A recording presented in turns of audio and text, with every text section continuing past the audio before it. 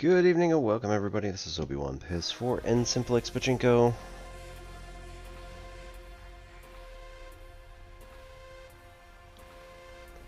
We're going to be working tonight on Building Thinking Classrooms, Chapter 6, which is all going to be about determining when, where, and how we assign thinking tasks.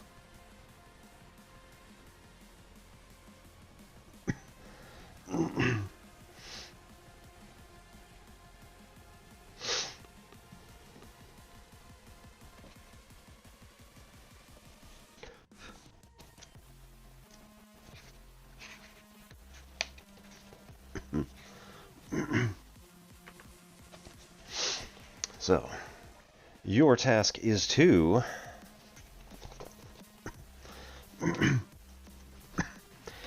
as we've been looking at it for the last few weeks, just want to remind everybody kind of what the format is for Building Thinking Classrooms.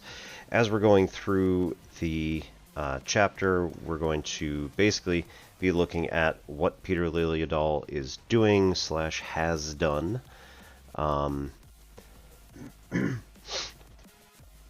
We are going to talk about the issue at hand, what it is that his research has addressed, what the actual problem is, and why it isn't, why the institutional norm isn't really working for us. How to adapt your classroom to become more of a thinking classroom.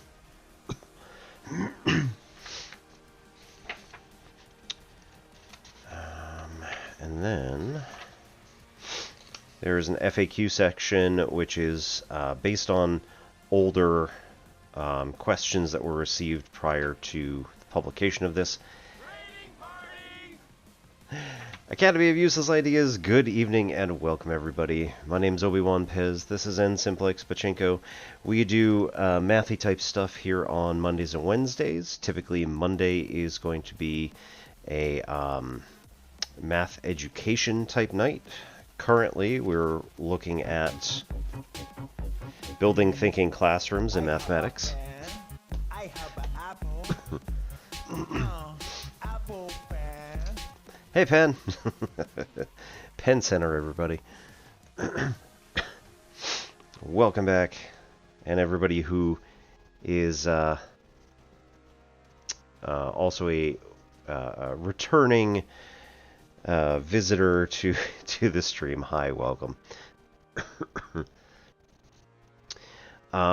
Yeah, so Mondays we've been working on math education. Again, right now we're doing Building Thinking Classrooms by Peter Liljedahl, available at Corwin Publishing. I have that somewhere. Thank you for the follow. And I apparently have some sort of mark on my forehead. Awesome.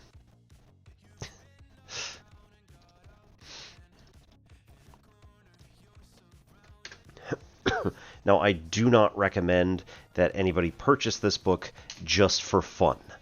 I would recommend that if you're thinking about purchasing this book, it is for one of a few ideas. One is that you are interested in changing up the method of teaching your classroom. You are interested in education generally or math education specifically. You have a very specific, legitimate person in mind who would be interested in this sort of thing. I recommend, if you're going to do that, though, you may just want to point them to my videos first. That is the N Simplex Pachinko 6542 at YouTube, and I will have all of these videos up there soonish. I'm still currently working on a backlog. We're in July. So, I've got, you know, I'm getting there.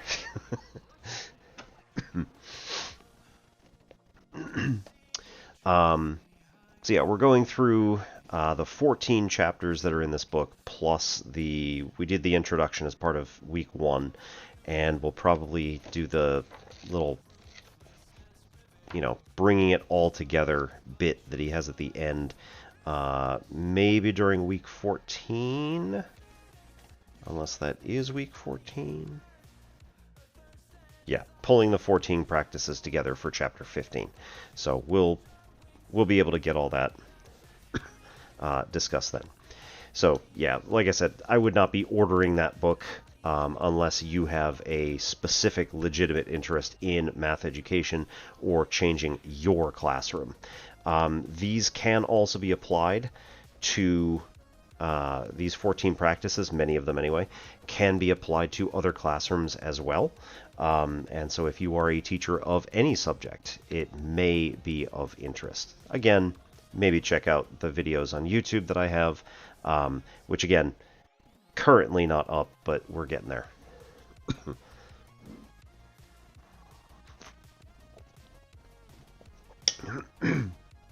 And we're working through the 15-ish weeks worth of material on Mondays. On Wednesdays, we're doing some math requests. If anybody comes in with a math question, I will definitely answer it. Otherwise, we are going to be working on cracking the GRE math test, which is something that I recently got a comment on YouTube that said, "Thank you so much for doing this because I'm going through it right now." And I was thinking to myself, well, kind of wish I was going faster. Oh, sorry.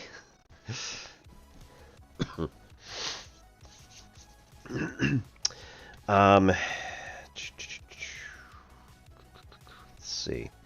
In addition to math type content, and I will answer any questions about math if you have a specific, like actual question. I will answer any question on any night. It doesn't have to be a specific one dedicated to whatever. If you want to wait for the appropriate one, that's fine. If you want to just ask it immediately whenever I'm online, that's fine too. The structure that I'm creating here really is just for me, so that like I know what I'm doing every day instead of being like, what do I feel like tonight? Because that doesn't work. We also do gaming content. I did miss last night just because, well, somebody was not sleeping well. And Elite Dangerous was having like a special event thing, so I was like, I could just take a little bit of, I could take the night off, not have to worry about him coming in and being like, I can't sleep, because that's a thing that happens occasionally. But typically, we do Satisfactory Sunday. We do currently a bit more of like a Metroidvania / whatever is on my Steam backlog on Tuesdays. And on Fridays, we do our long game. So currently, the long game is Against the Storm, a 2013 city builder roguelite. Parse that if you can. It's a bit like SimCity. It's a bit like Risk of Rain, a little bit with the looping mechanism, Noita. We've done that in the past. And a bit like Civilization. So it's got like elements of all of those things. Age of Empires a little bit. And like it, for whatever reason, just tickles the right part of my brain. So 6 hours have gone by on those streams, and I have not noticed. Not noticed me being tired, I guess is the better way to phrase it. So we have a busy week, but it is now a 5-day schedule, which I try as best as I can to keep my Mondays and Wednesdays, minus the vacation we just had. And 1 day of games is really all I'm trying to do. The other 2 are just kind of, again, focusing myself and bonus. We got a lot of games on the Steam list, so better get through those before, like, I don't know, I get too old, arthritic. In addition to mathy stuff and gamey stuff, we also try to keep a little bit active on the channel, so I do have some redeems, as well as just when I go to break, I will break out usually the martial arts stuff. So I have Eskrima, which is a machete-based sword martial art. I use sticks. We also do Tangsudo Karate and Tai Chi. So if anybody is interested in that sort of thing, usually do that during break, and as always, there's redeems down there somewhere.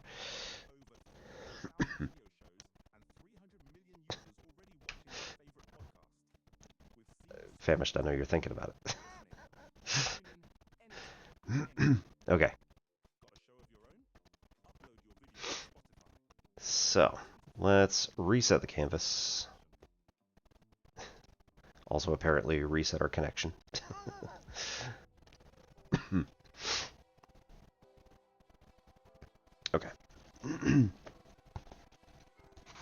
So,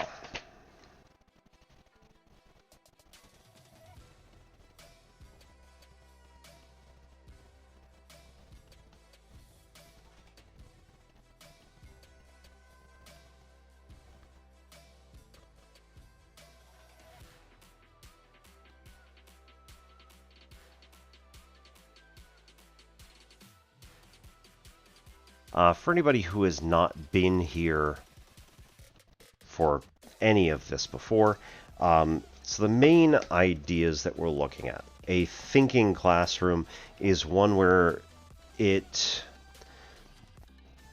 the culture of the classroom has shifted more toward getting students to be active participants in class rather than passive participants in class, which has been a constant problem for as long as I can remember.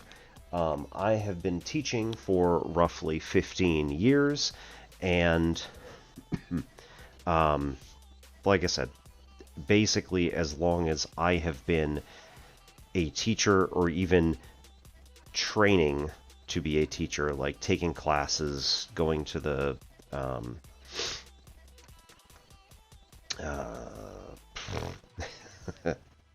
going to our that's brain's having a moment. Internship. There we go. There's a word for it. Going to our internship, which for me, I did a like 1 semester internship at the end of my sophomore year. My spouse did one at the beginning of her sophomore year, and that's when she decided she was not going to be a teacher. Which, no fault to anybody who realizes that they do not want to teach. It takes a very special work ethic and particular personality to be able to actually pull it off, and I'm not even sure that I'm there yet, so...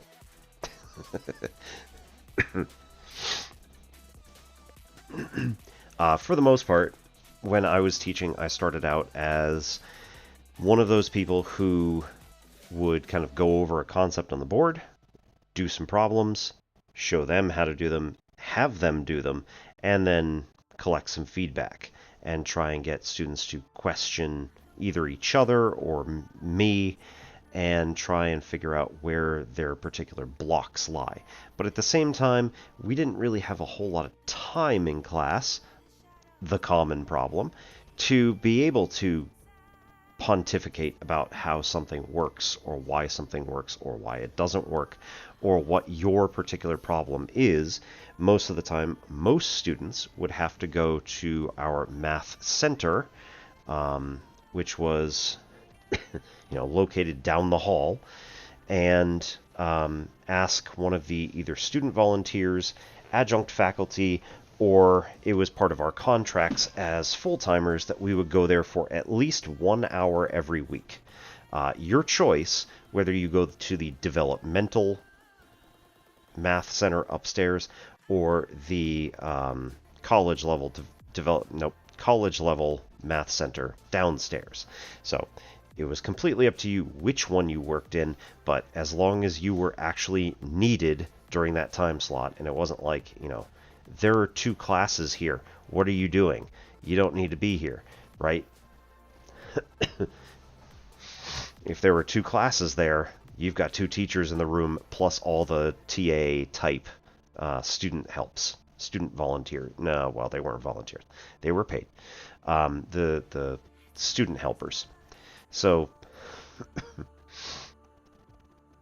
as a full-timer, you were pretty much always going to work downstairs in the college level math center unless you yourself did not work with college level that much. I know some of our teachers were like, mostly I do stats and I do like algebra. That's about it. They obviously took calculus at some point. They had to, but at the same time, they didn't do a lot of the ins and outs of what our particular course did. They haven't studied it in a long time. I had a few of these discussions with some of my, again, like stats and college algebra teachers when I was asking about, like, what courses do you want to teach this next few semesters? Would you be interested in doing pre-calculus? Whether that be the functions half or the trig half. Some of them were like, I really need to do trig over the next couple of years, but I don't feel comfortable doing it yet. So there was always a little bit there. Best thing since sliced bread. I mean, honestly, when they work at all, they don't even have to work that well. If they work at all, they're brilliant. Some are obviously better than others, but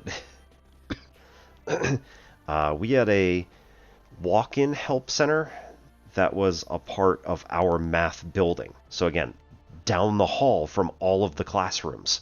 That was amazing and wonderful. And like, the student would obviously want to come in 10 minutes before class and ask a question. But we did also have our regulars who would show up either immediately after their class or like, a couple hours before their class and ask all sorts of really good questions.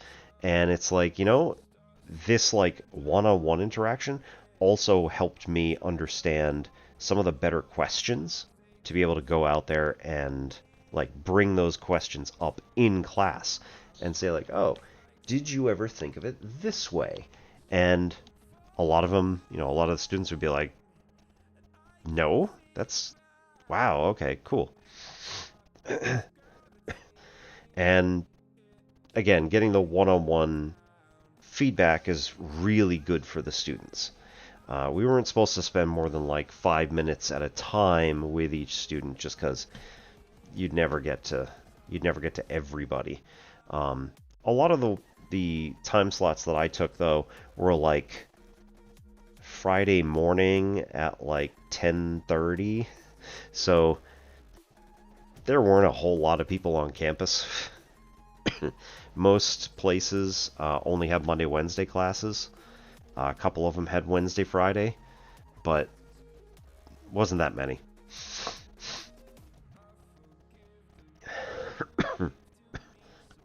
Whatever big lecture hall could hold a class, yeah.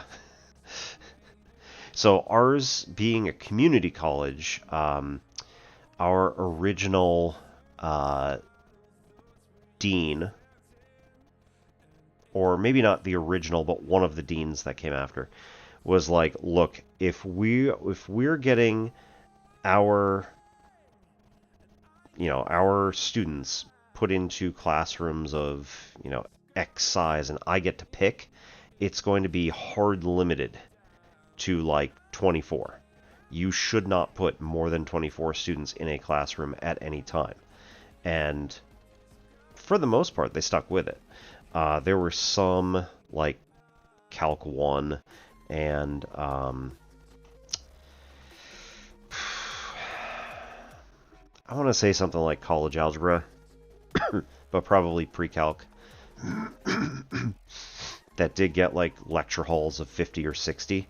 But they were like, you can't do this if you want a quality education, if you want a quality teaching experience, if you want a quality student experience. You can't do this, especially at a community college where, the entire point is that you are building community between the students and between you and the students.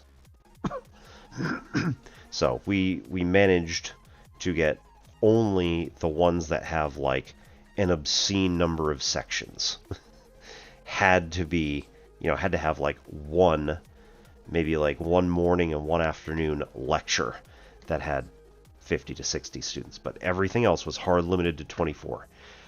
They kept pushing that to 28 and to 30, but we kept pushing back and saying like, this is not working. Several hundred, yes. Yeah. I was in such a chemistry theater and dance, sociology, like a few of these other classes, you know, mostly gen eds.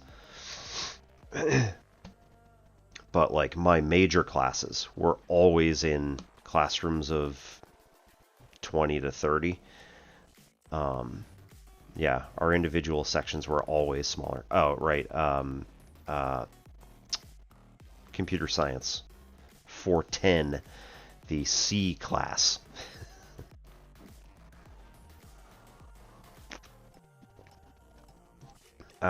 We had a breakout session that was taught by a TA. That was hard limited to I think 40, but same deal, right? It was always just it was always like, okay, look, if we want quality education for these particular classes, you're definitely going to have to hard limit the size. And most of the time, it wasn't really a problem because, you know, the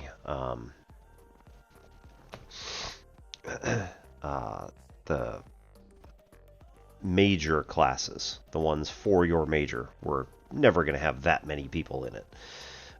For physics, we had like 12. Right? There were like 12 of us in this cohort.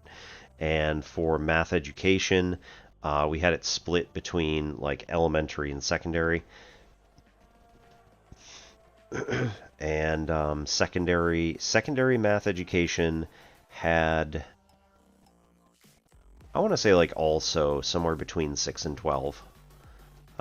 We ended up as our senior class, we ended up having a seminar where we'd each take a section, and we would have to, I think it was two people every class would have to teach whatever topic was there.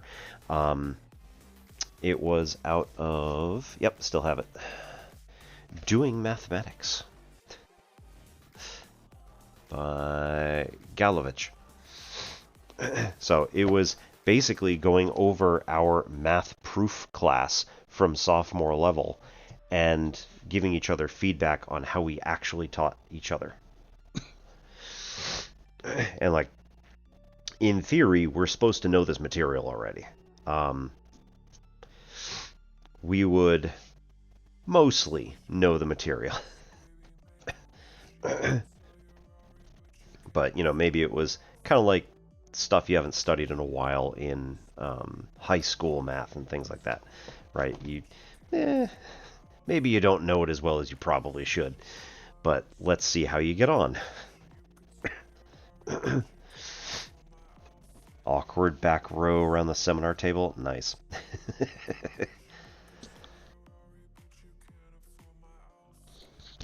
mm.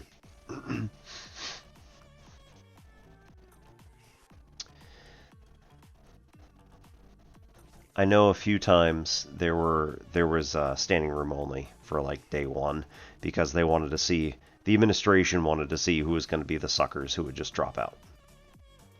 Which I don't really like that particular style of doing anything. Mostly because when we were coming home from Philadelphia back to Maryland, we wandered up and down a train trying to find a seat because we had bought two seats next to each other. And they weren't assigned, but, you know, we bought two seats. They're supposed to be next to each other. And, like, I just passed row after row after row of 20-something... This is going to maybe sound horrible, but 20-something women who are like, no, my boyfriend's getting a coffee at the next car. And after, like, the fifth one, I was like, I'm not seeing anybody else's, like, stuff around. So I was getting a little snippy. So we unfortunately got all the way back to the back end of the car, and the conductor was like, you need to sit. And I'm like, good luck finding us two seats, because we just walked the entire length of this train.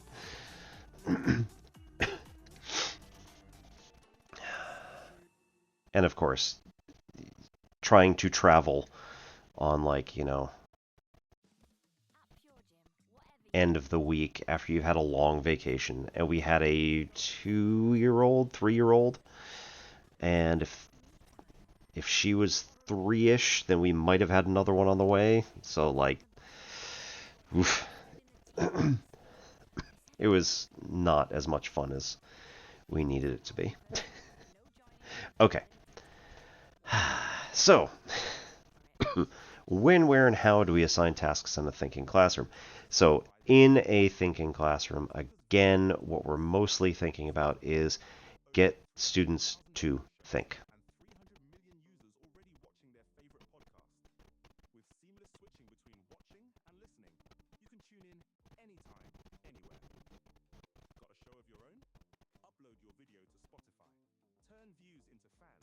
To expect thinking in every single class.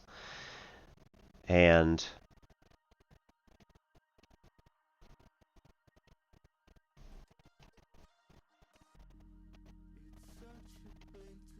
not just do the thinking, but actually like engage in it. Actually connect and be like, this is what I want to be doing right this second. So if you can effectively distract the students, you can get them to think and engage with their groups without having to like pull teeth, because I know that gets really annoying sometimes. Hang on one sec. Let me see if this is any... There. I thought it was too bright. Okay. All right, so I'm going to read mostly from the chapter and then interject whenever I get to something that I actually have information on, anything that I've done in particular, my experiences, etc. So, in earlier chapters, you learned about qualities of tasks for thinking classrooms and how these qualities are important to initiate and maintain thinking. Having such tasks, although necessary for building of thinking classrooms, is not enough by itself. Naturally enough. In chapters 2 and 3, we talked about the fact that these tasks end up coming to life when we assign students into visibly random groups of 3 optimally. My favorite method of doing this was by taking sets of 3 out of a deck of playing cards, shuffle them all together, based on how many students are there at that moment, plus if I'm expecting, 5 more, I'll take 2 more sets out and put them in. So, decks of cards, walk around the room, hold it face down, and just have students pick anywhere they want from the deck, because this is going to be easy enough to make sure that everybody gets into. It's visibly random, right? You could have picked any card you want. I didn't force you to pick the one off the top or anything like that. And again, groups of 3 are optimal. Groups of 4 tend to split into 2 twos, and groups of 2 don't have enough diversity or enough sameness. Relatability, I think it was. I don't remember exactly what word he used. It's fine. In order to make sure that their group gets on the best. So again, 3 is optimal. If you can get that 3, great. And chapter 3, we talked about having the groups work on vertical non-permanent surfaces. So whiteboards are typically the modality of choice. However, blackboards work just fine. Also, anything that is, again, non-permanent, vertical preferably, has a high preference for verticality. And,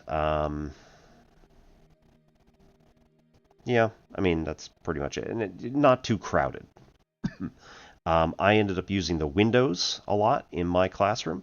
However, it was really hard to see like black and blue, especially on rainy days, and especially when the background across the street was also fairly brown, black, all that good stuff.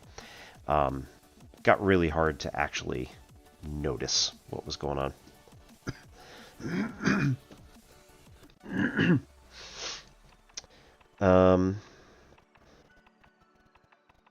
And again, the reason for vertical non-permanent surfaces was that if they're vertical, that means that everybody around the room can also see it, including you. And you can say to somebody else in a different group, hey, have you checked out that group over there? When you do this, it increases the communicability of these ideas, and they can start getting the idea that this is not a race, this is not a competition. It works best when student groups collaborate and not just like get answers and bring them back to the group, because that doesn't work either, but rather get ideas for how to solve something and then bring that back to your group. It's really important to do this because, again, when you start looking at the data that comes out of all of these research projects, it forces students to go to the board. Yep, that's also another thing. They will not be seated. That is another thing that we went over. Yeah, went over last week, I think, when we were talking about furniture. What do you do for furniture? Ideally, get rid of it. But this is not an entirely ideal world in that sense. You're not always going to just be able to chuck it out and say, I don't want it ever. But rather, when we start getting into it a little bit more, we'll talk more about, like, when do you give the thinking tasks that's in this chapter. Never mind. We'll start talking more about other bits of research that came up. I'm thinking about something in particular, and I need to... There we go.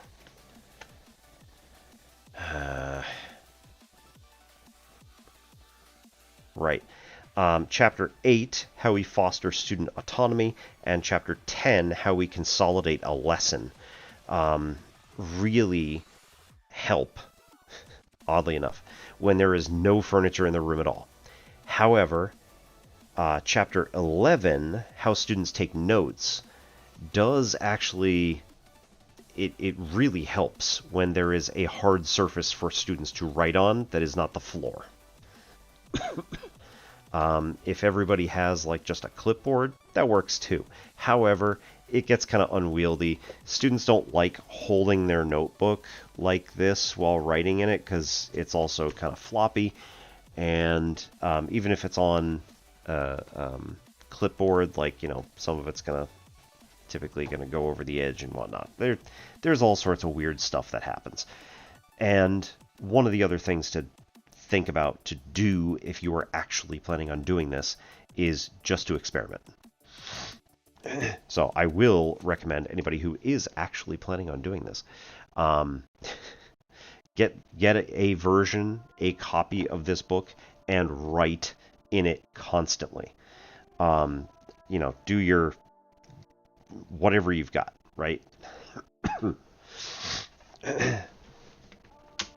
What about students with bad backs and invisible right? So this is one of the issues that comes up when you're like, well, this is not an ideal world. You can't just toss away all of your furniture. So the idea is that you don't toss away all your furniture. You just set it aside from the working area within like a couple of steps. And if a student has a legitimate issue, you can't stand up that long, whatever. This is not something that you're going to be like, no, you have to absolutely... No. Listen to the student. Listen to what their legitimate problem is. And, accommodate as necessary. This is not something to be draconian about. It's not something to, throw in a student's face or be like, I'm not going to do it. No, of course. Help the student out. What you don't want them to do, just generally speaking, is to become unengaged and passive. So if they are active and still working with their people, right? A student with a wheelchair is not going to stand up. Imagine that. Or at least not for long periods. Some of them can stand still, but don't do that to them, right? They have a wheelchair. It is an accommodation. Listen to your students. Let them do what they need to do. So,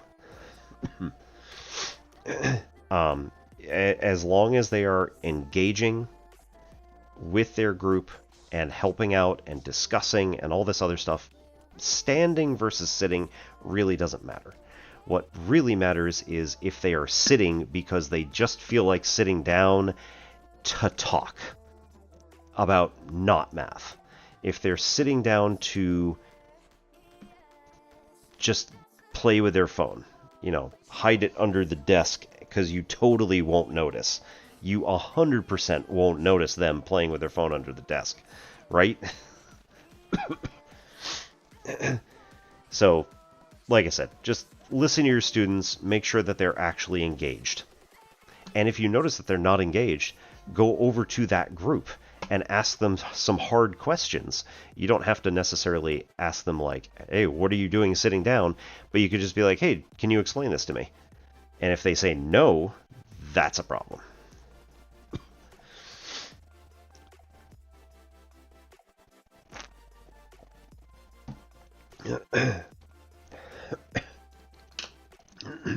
Now, hopefully, again, you've done about in an ideal world, you've done about 2 weeks worth of thinking tasks to get them used to what is going to happen at the beginning of class and to get them thinking and to get them working in groups and all this other stuff. Once that 2 weeks is up, then, and in a community college, I kept it to 2 days, right? So 1 week. But that was because it was an hour and a half class or an hour and 50 minutes class. So, my week is worth some people's 2 or 3 weeks. It kind of depends on how you're counting. But, you want several hours worth of this just doing thinking tasks bit. Then move it to, now we're going to do stuff that is curricular oriented. Visual or hearing. Yep. Yeah, if a student cannot see very far, working at the board is pretty nice.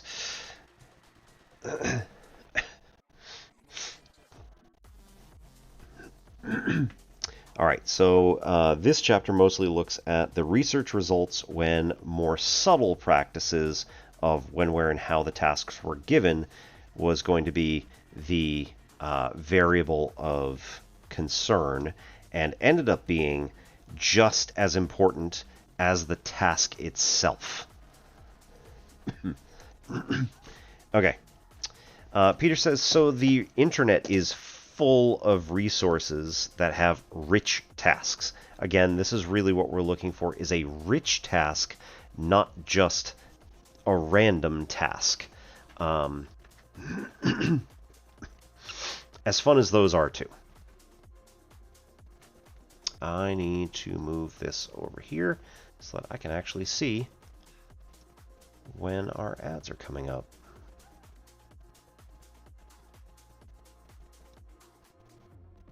Because that helps everybody.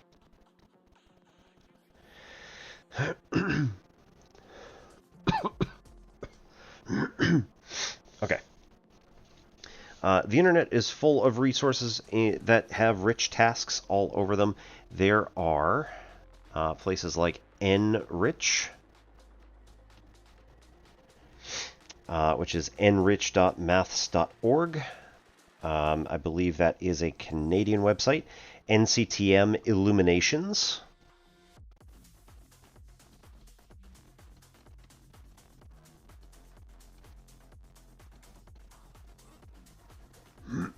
Illuminations.nctm.org.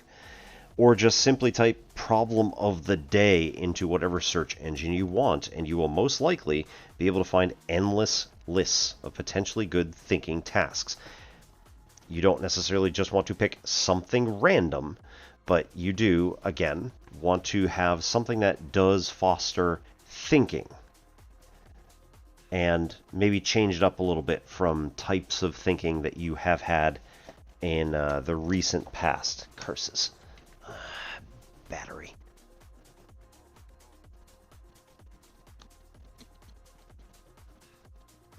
Didn't even really get into it. That's alright. I thought about this earlier, and then I just didn't plug it in. Not that it warned me. Just that I thought about it.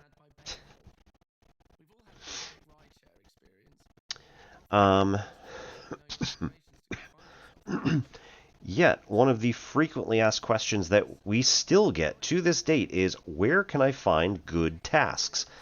So, where's the disconnect? With the abundance of good tasks, why do people still ask this question?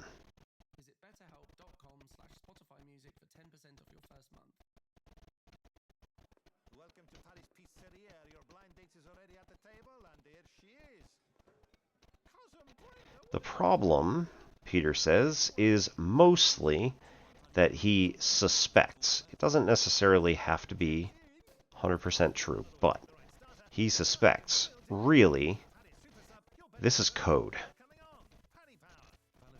This is not actually the question that the teacher is asking him. Rather, what he suspects is that this really means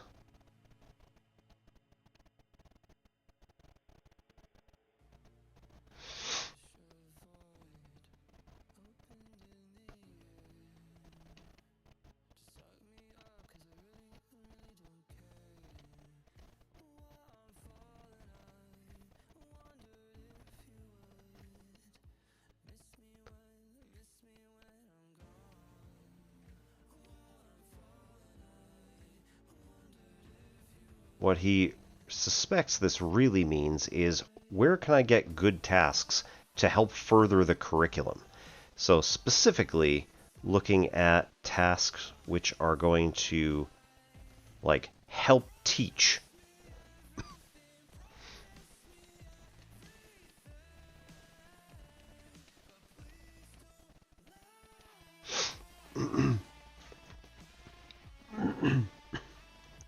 Or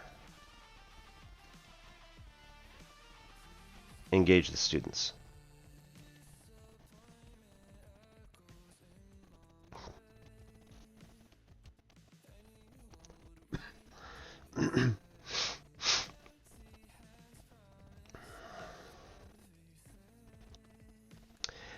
So he says the first question was really briefly discussed in Chapter 1. Where can I get good tasks to help further the curriculum?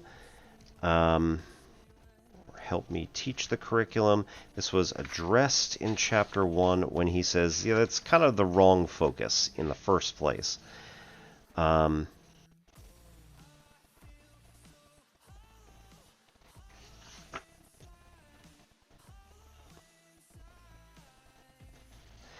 Good problem-solving tasks require students to get stuck, then think, then experiment, try and fail, and then apply knowledge in novel ways in order to get unstuck. So the highly engaging thinking tasks, he gave a number of options. Again, highly engaging thinking tasks are explicitly non-curricular, and it's something that students, like, they take one look at it and go, I need to figure this out. I need to understand how this works. The second group are like mathematical card tricks, which have a mathematical root to them. So there was one that Michael from Vsauce. Vsauce, Michael here. I did it in the wrong order, that's why. So Michael from Vsauce had a good one that ended up being a modulus question. It was like, the number of cards that you're putting down at any one time is going to add up to a certain number.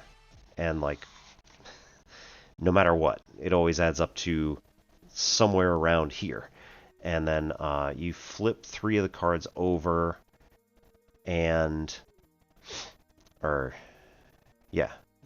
you have 3 piles of cards at the end. You flip 2 of them over, and the last remaining card is the number of cards that are left.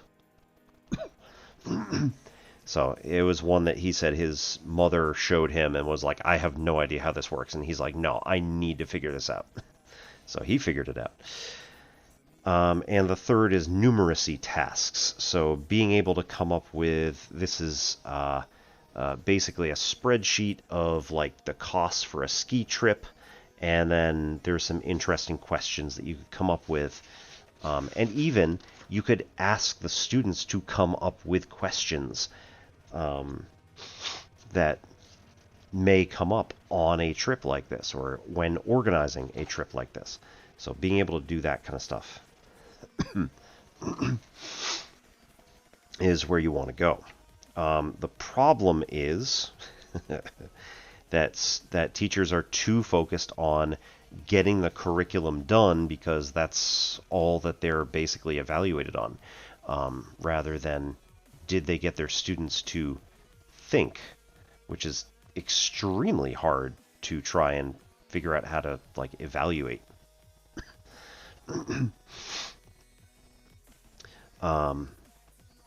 Yeah, one quote here: before I could even begin to think about how to get students to think about curriculum, I needed to get students to think.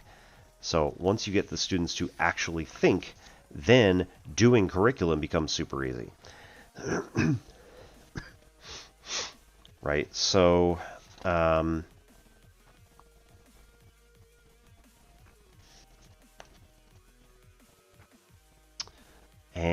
last little bit on chapter 1 there.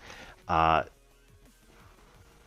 interesting thing happened when 3 lessons using non-curricular tasks preceded students' exposure to scripted curricular thinking tasks.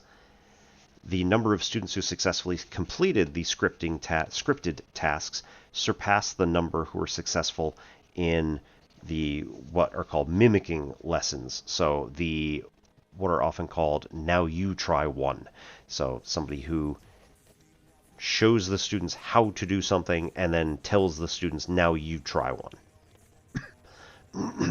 So the number of students who, again, just did a thinking task, which was completely unrelated to curriculum, prior to doing a scripted thinking task, the students who completed both were like far outstripped the other group who got a lecture on how to do something and were told, now you go.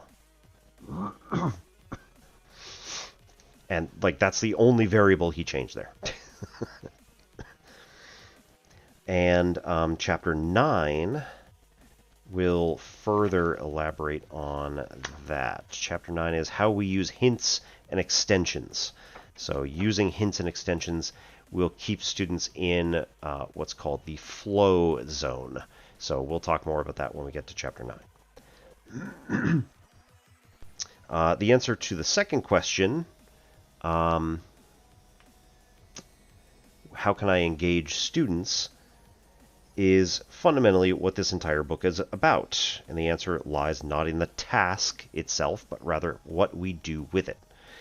So, he says, consider the palindrome problem that we were given at the end of last session, which I read out.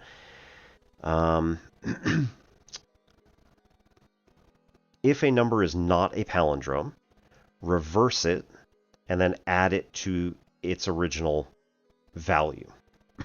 So 75 plus 57 is 132. 132 is also not a palindrome. Reverse it. 231 plus 132 is 363, which is a palindrome. So this is called a depth 2 palindrome. The number 75 that we started with is a depth to palindrome. Naturally, 57 is then also, you don't actually say this, find the palindromic depth of all 2-digit numbers. Right? So, first off, students who recognize that, oh, we just added 75 to 57,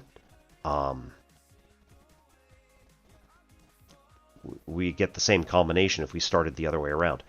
That's half the work. Literally. Right? They now have half the work. Once they realize that they don't have to do every single number, that 17 and 71 are fundamentally going to get you the same thing, then, again, they only have to check 50 numbers. And there are other ways to shorten this once you start looking and noticing some patterns. So I recommend everybody try that out on your own.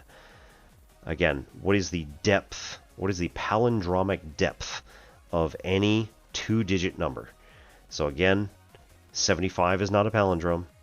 Flip it around to 57, add them together, you get 132. 132 is also not a palindrome. So step 2, we trade that one around. 231 plus 132 is 363. That is a palindrome. So we did 2 additions in order to get a palindrome. Okay, so consider that palindromic task. By all accounts, this is a great task for getting students to think. We've used it in hundreds of grades 5 through 12 classrooms, and almost without fail, it generates extended periods of deep mathematical thinking. And now you too have this amazingly rich task. The question is, what are you going to do with it? Assuming that you want to use it with your students, how are you going to give it to them? In all of the research that we have done, this is, again, quoting from Peter Liljedahl,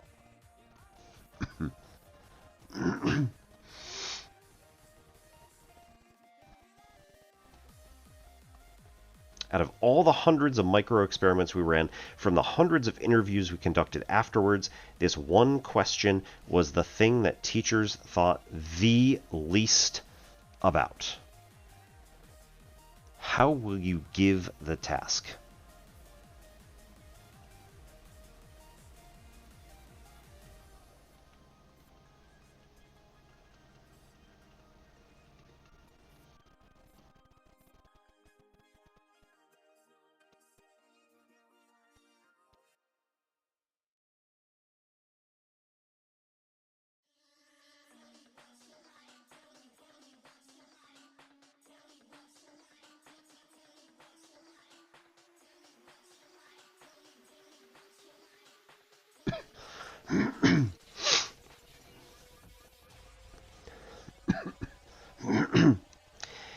As it turns out, most teachers give it in one of 3 different ways. They either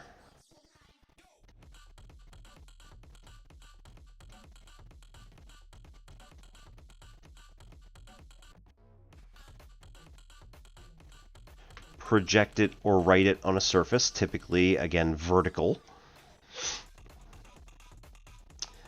They give it as a handout. Or they assign it from a textbook or workbook.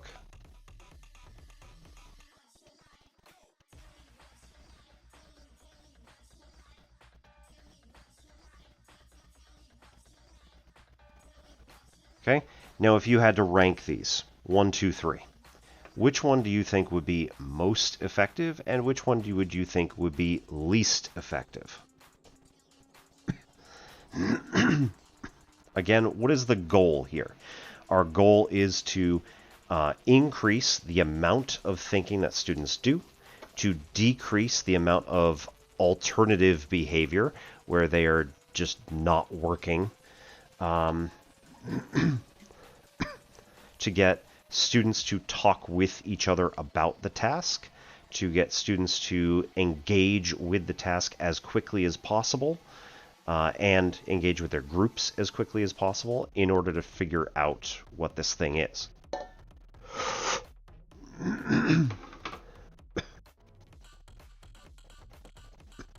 Man, we're almost ready for first break, and I still haven't gotten finished with this section.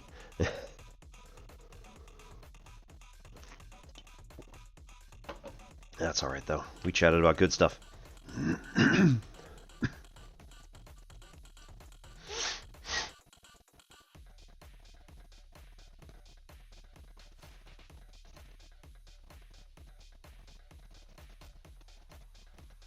Right? Which one was it?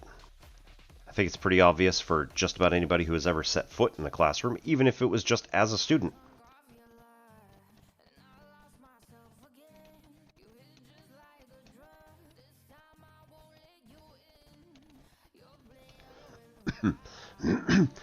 Assigning something out of a workbook was the least engaging of these three particular models in assigning a task.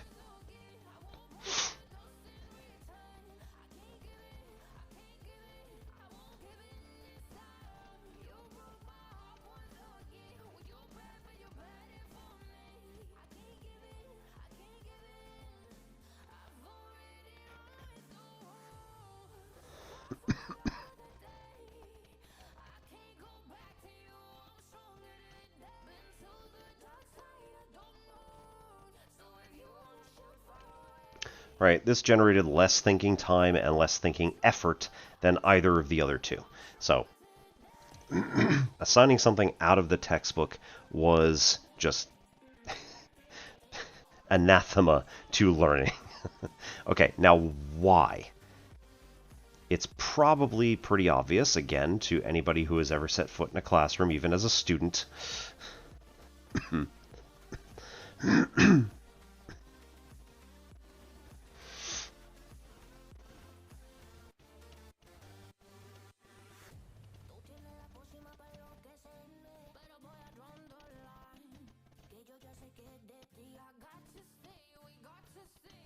Right, because the culture, the institutional norm, the things that students have been programmed to automatically come with, have been taught through all of their experience, is that you are assigned things from the book, whether it be a workbook or a textbook or whatever,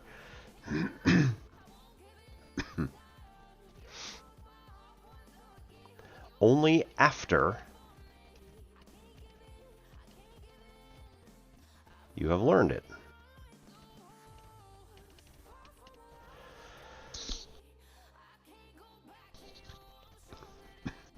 So, these teachers are assigning students items out of their workbooks or out of their textbooks. They're telling them, here, you should be able to go in here and work on this particular problem and work with your groups, see what you come up with. And students would look at this and just kind of be drawing a bunch of blanks because they're like, I don't even know how to start. So that is the main problem with what the students were perceiving in terms of the textbook and the workbook assignments. So whenever somebody would whenever a teacher would assign something out of a textbook or workbook, the student was looking for immediately, I should be able to do this. Even if they couldn't, even if it was something that wasn't gone over in class.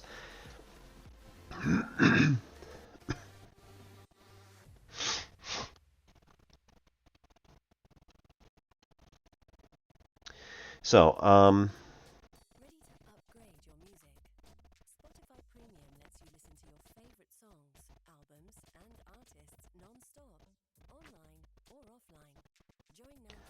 this then leads to the feeling, the internalization on the part of the students that this is something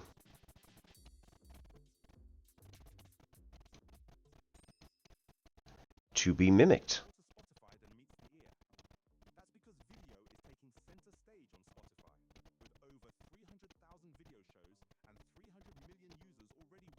And not really thought about. They should be able to come up with their notes. They should be able to come up with what they've been taught in class. They should be able to think about what they've seen and just be able to apply that to this directly. 100%. Don't need to really think about it. Just, it's somewhere in here. Let's find the right formula. Let's plug the right stuff in. Obviously, again, not what we want in classes. And when this doesn't work, rather than thinking about it, what do? I can't do this. This same baggage does not accompany a task that is projected or written on the board or given as a handout, even if it is literally the same thing. They went through multiple levels of classes. They went through multiple, makeups of different groups of kids, of different teachers. And they tried all three of these methods with each of these people at some point or another. And every single time that they just assigned something out of a textbook or they gave them something out of a workbook, again, the students were just constantly, not always, but again, the same, whatever 20 to 40% of students it was who were looking to mimic would fall back on that. Roughly 50% would fall back to this mimicking and be like, I really think we should know how to do this already. So, how we give the task matters, and it turns out that it also matters a great deal when and where the task is given in the room and during the class, respectively. Just like the textbook workbook example, how we naturally just do it, how we have been taught to do it by our teachers, often produced the lowest levels of thinking in the research. Reason being, again, it conforms to institutional norms and students disengage. Okay. I will leave it here. I will go and cycle that water and finish my coffee, probably get another drink, and be back in roughly 3 minutes. So thank you everybody for coming. We will be right back. Just going to do an ad break to satisfy Twitch, and then shall return. Thank you so much for coming, everybody. 3 minutes.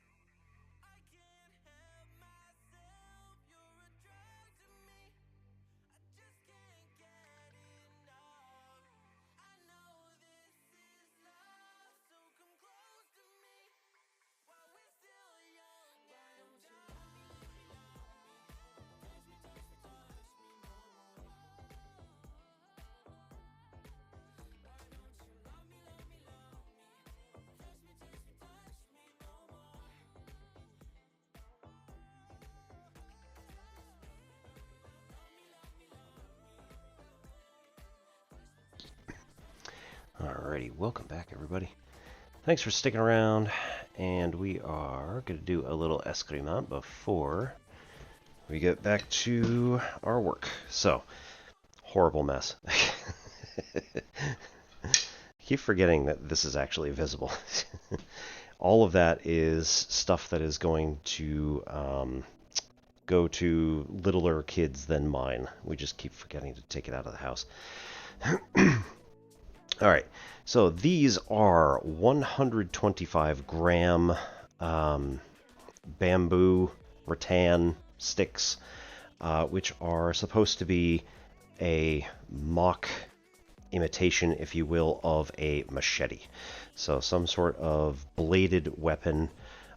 This also works pretty well for Chinese broadsword. I found out that like pretty much all of our techniques in eskrima also kind of work with Chinese broadsword as well. So if you've ever seen a Chinese broadsword, yep, we're sort of studying that too. I have two alternative ones, which include a 250 gram and slightly longer, I think by 2 inches, 28-inch polycarbonate, which these are pretty nasty. I was using these in my class for a while, and every time that I would continually connect with somebody else's stick, these, the rattan ones, would start shredding almost, within a couple of days. So I stopped using these. They're good for training. They're good to whip around a bit. And these are 500 gram, so a pound-ish, ironwood, which are extremely slippery because they have a glossy finish to them. And these get around, again, fairly quickly. This is more the actual weight of like either a machete or a broadsword, but they're also extremely dangerous when you start whipping them around a lot. Not just because they might slip out of your hand, but, momentum's a thing. So typically the sorts of things we do are going to be one-handed warm-ups, where we are typically standing something like this. We want our stance to be kind of relaxed. The butt end of the stick is going to be pointing basically directly at the eyes of your opponent, because any sort of movement here is not 100% going to register as like, oh no, something's coming. Whereas if I was up here, this is going to telegraph movement very quickly. But here, it's going to take a while before the brain registers, something's coming. You're actually better off looking at the person's hand and arm and figuring out what they're doing. And the other hand is here at the sternum or relaxed on the bicep in order to await any sort of blocking that you might need to do here, because your opponent might come at you with some other weapon. This was originally developed by Filipino workers, field workers, who were being robbed by mafioso type people who wanted their hard-earned money, and they eventually organized and said, no, we're not doing this. So the one-hand strikes are using both an outward movement with the armed hand as well as the unarmed hand going backward and kind of counterbalancing. So we get that, as well as helping our back muscles stay approximately symmetric. You can do 2 in a row, you can do 1. Then when we start moving to the other stuff, we get combinations. So we have one that's a straight shot and then comes up over the top, and then is another straight shot. We have one that is a straight shot and then comes to an open stance. This is all closed stance, this is open. And then from here, this whips out around, and you tag yourself on the forearm in order to cause the whipping action. And then once we do that, we can redirect over the top to come back to a closed position. And so this one looks like that. We've also got some other cool stuff that I keep getting mixed up as far as when it is in the order of things, but whatever. But typically there's like one that comes out to open and then comes around and strikes down. Stuff like that. So there's all sorts of cool stuff. When we're doing one-handed stuff, usually we do like one particular set of things from starting from closed stance, and then we can also start from open stance and do the same thing. So 1, 2, 3, you know, there's all sorts.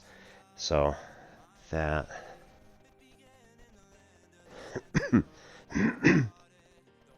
when we start getting into dual wielding is actually where this is where it gets much more fun. So typically we're starting from this resting position here, where the sticks are on our top of our shoulder, and then it's going to be simple slashes down and up and down and up at 45-degree angles. Ow. Okay. My tendons in my right forearm just kind of went over each other and then snapped, kind of like that. So that was rather uncomfortable. But typically the first motion you learn is doing 45-degree angle strikes.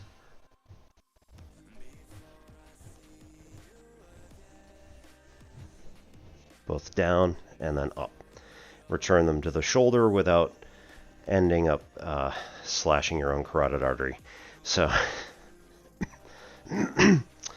from there, then we also do the forward dual slash, which does a nice little lemniscate figure 8 shape and then returns to the shoulders. We also can go up.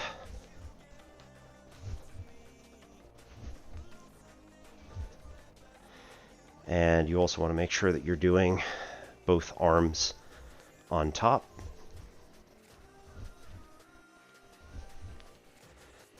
You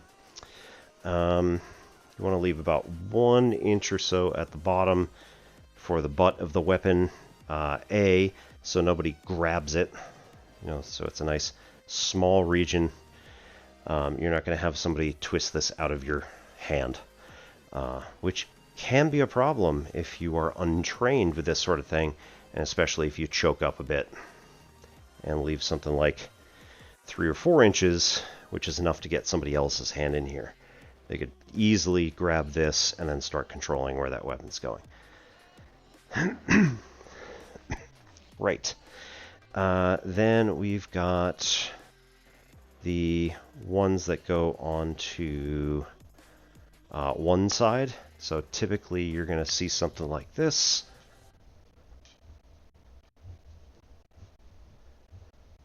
So it can start from here, and then once the right side has started moving, the left side follows it. And the resting position is on one side. So when you got both on one side, then we have a few different maneuvers that we like to use. Let's see.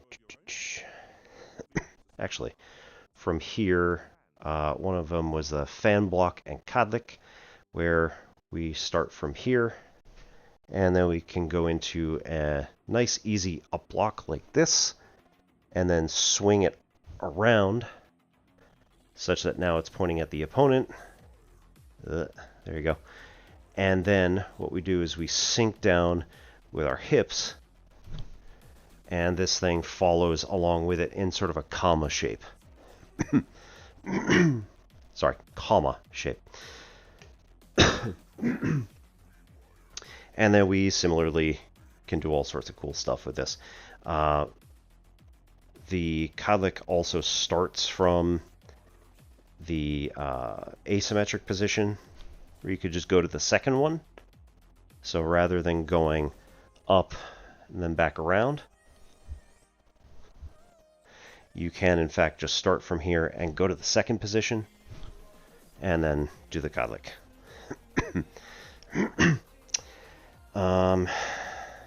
Let's see. Using that one, typically with two hands, is going to be the block, a swipe, and then the Kadlik. Block, swipe, Kadlik. Block, swipe, Kadlik. So, all sorts of cool stuff. We also have Sticks to Heaven, which typically is a 45-degree angle slash, and then a bounce.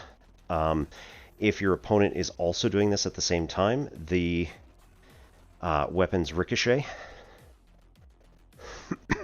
So you can go clack, and then do a 45-degree angle up strike here. And again, if your opponent is also doing that with their left hand, you're going to impact each other.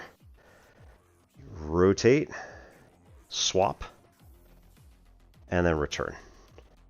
So this is going to be a 1, 2, 3, 1, 2, 3, 1, 2, 3, 1, 2, 3.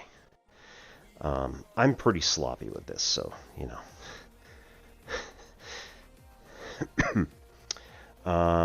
Then we also do stuff like there's Heaven and Earth, I think, was the same sort of thing, but instead here, instead of doing a 45-degree angle up strike like this, we actually come across, like we're just kind of drawing. And this is able to do a block down low. It also allows us to potentially thrust out here. So we come up like this, and then swap, and back down.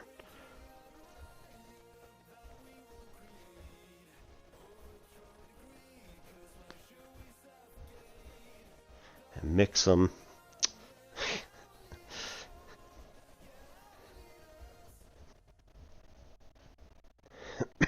Like I said, I'm kind of sloppy with it, but and then from here we've also got, again, follow along, where we're going 1, 2, 3, 4 in a figure 8 lemniscate type shape. From here we can also do see, I like this one. But there's also another there's also a really good one. Let's see. There's a strike, which then goes around the head again for another strike. And then this one whips around in the meantime. So we go like strike, cross, down, strike, cross, down. Not that way. Strike, cross, down. Strike, nope. Strike, cross, down. Okay, nope. I'm doing it too sharply. I need to be more round. So I'm doing the other one too. There we go.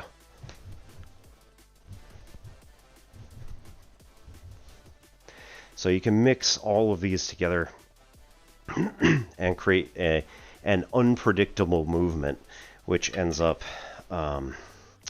yielding greater success, shall we say, in keeping yourself alive and incapacitating your opponent. Hey, Stick. Hey, Famished, how we doing? Have I ever gotten a tooth taken out? Yes. When I was 12, we were going to have my orthodontia done, because these are not so nice back then. This tooth, that one there, the second tooth on the right side, was set back about 1/8 of an inch. Let's see. They also had I had a bunch of baby molars that were still in there. 5. And 4 permanent teeth that needed to be removed in order to make room for wisdom teeth, which are still in.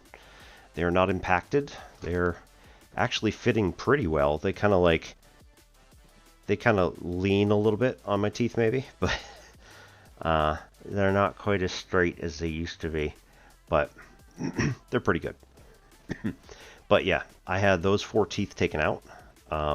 It's the third teeth, I think, on all 4 of them. My canines are not particularly sharp, but I think they were the first bicuspid or something like that. I can't remember. But all 4 of them were taken out on 2 days. So they did one side on one day and the other side on the other. There were, again, 4 permanent teeth and 5 baby teeth total. So 9 teeth in 2 days because my mother's insurance was running out because they were renegotiating their contracts and did not know whether dental was going to be part of the plan. So that was inconvenient. I did not enjoy it. The only work that I've had done since then is drilling and filling. So can't say that it's gone terribly poorly. Although the one that I have had done in England was pretty intense. I was worried for a minute that when the anesthesia wore off, I was worried that I was going to have to go back in for emergency dental surgery. Because I thought maybe they screwed it up or something. But it was this one. That one? No, that one. The first bicuspid on the top right that remains has had a bit of decay that he was like, okay, we'll just like scoop it out and then we'll fill it and it'll be fine. And he got in there and he was like, okay, so it has like a vein of decay that kind of like went up toward the root. And he's like, I'm really worried about this. You know, how it's going to fare in the next couple of years. So just, you know, be aware. And I'm like, great. So they did the drill and fill, which was unpleasant as always, but it was also, he really got in there with his what sounded like a Dremel.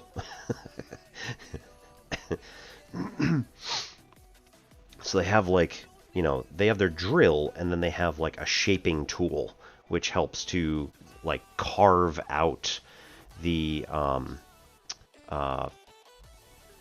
shape of the tooth when they put a significant amount of filling in there. So like if I think he had to take out like one of the actual cusps on the bicuspid. So you know, you've got basically 4 corners of that bicuspid that's coming down. I think he had to take one of them like completely out when he did it. I'm not entirely sure. I didn't check with my tongue because quite frankly that's sharp. I was so numbed up anyway. So they numbed me up with just Novocaine shots, usual stuff. And I didn't feel much. It was fine, except, you know, like I said, the shaping tool was just like my whole head is just vibrating. I'm like, this is not pleasant. Some of it hurt a little bit, but it was fine. And then they get to the end and they're, you know, here's the thing you have to worry about. Here are a few things, just, you know, be careful. And in the future, if there's any decay, we're probably going to have to do root canals. I'm like, hooray. So I got home and like, I don't know, 3 hours later, something like that, I'm standing at the kitchen counter, like doing something on my phone, and this tooth just goes through my entire head, like just pain. And I'm like, am I going to have to go to emergency dental surgery? Like, but once those like two major pounding feelings of pain went through my entire head, nothing. it it made me drop my phone on the counter just to hold my head because it was that bad for, a fairly short amount of time. But it was only a few seconds, and then I was fine. And then, like, it did it again in a few hours. It did it again once or twice the next day. And he's like, you're going to have a massive amount of sensitivity on that tooth now because we dug so close to the root. Like, cold, especially, is going to hit that, and it's just going to feel like electricity. And I'm like, great. Hasn't happened. Has not happened once.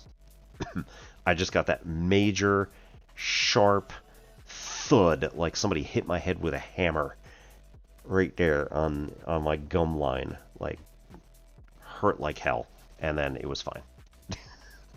So it was just, I think it was like the nerve that was there was trying to, like, was realizing for the first time that something's wrong.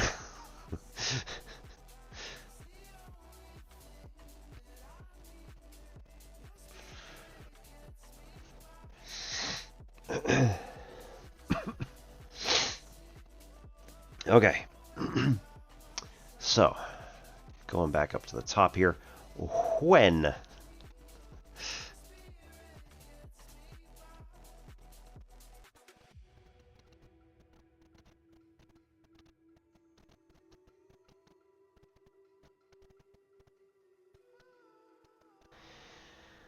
When exactly do we give these thinking tasks? Okay, so as we're thinking about it, of course, if it is to be, if it is to be thought of in terms of institutional norms, right? When do we give tasks?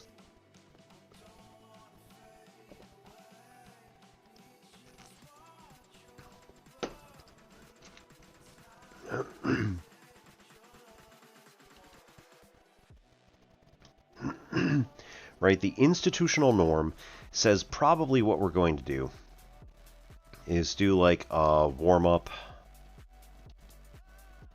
and then homework, discussion on how we did last night's homework, how we did last week's homework, whatever it is. And of course, this could be in any order. We can have a little bit of like a call to order at the beginning. You don't have to, but oftentimes there is, right? Everybody's talking with their friends and things like that. And you're like, all right, come on. Let's everybody sit down. Let's get your stuff out. And then here's your warm-up. I know that this was the case in Baltimore when I taught.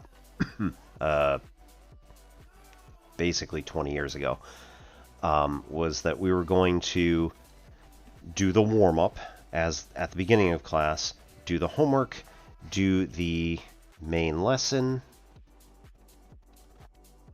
and then we do an exit ticket.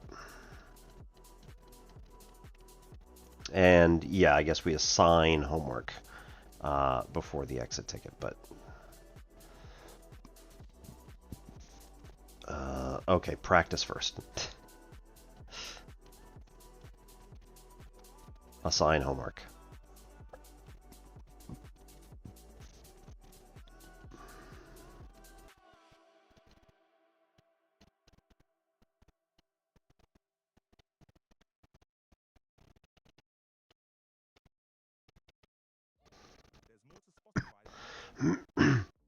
So where exactly do we give a what should be thinking task in a normal classroom, in one that follows the institutional norm? That's like there, right? Like, really, maybe there's one in the warm-up. If you've been doing your research correctly, right, you might have a thinking task in your warm-up. And then you don't have another one. You don't really get to a proper thinking task until the practice. But even this, right, in a normal classroom, in an institutionally normed classroom, this is going to be, now you try one.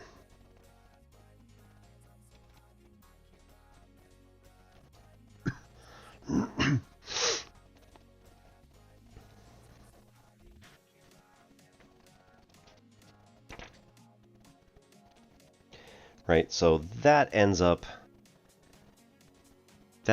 with a lot of students who are very disengaged, who have not been asked to actually think about literally anything. And often they don't get engaged with this because this is the same thing that they're seeing day after day after day in every single other math class and every other math class that they have been unsuccessful in. So why should this be any different? A lot of them give up right there. Why should this be any different? Give up.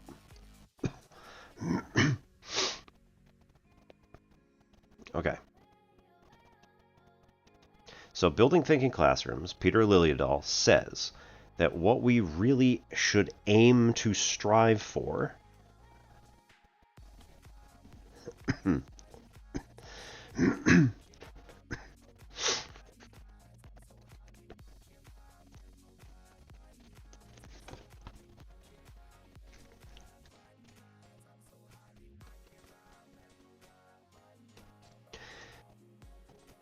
Hey Rex, how's it going? Is to give that thinking task as soon as possible in the entire lesson. Doesn't matter. Does not matter when exactly you do it. And in fact, if you're throwing off the students' sense of here's what we always do, even better, right? If you are those of you who are next gen fans, if you are rotating those shield frequencies, you know precisely what you are doing here. You need to change up everything as much as possible in order to not let any of them start becoming accustomed to anything particularly samey as any other day that they've been in your classroom. Today we are #not sponsored by Caught in the Rain by Vault City Pina Colada Sour. It is not very sour. It is actually quite drinkable, and that is scary because it is a 7.8.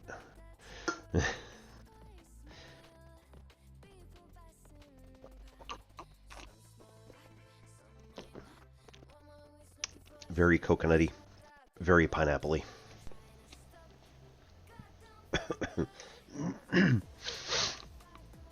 And like not super sour either. It's just got a little bit of a like citrusy sourness to it, but it's not gonna punch you in the face. Anybody in the States who has access to this particular beer and likes beer and likes sours, Materia Thief. I forget who makes it, but as I call it, Yuffie, because she is the Materia Thief and she is on the can.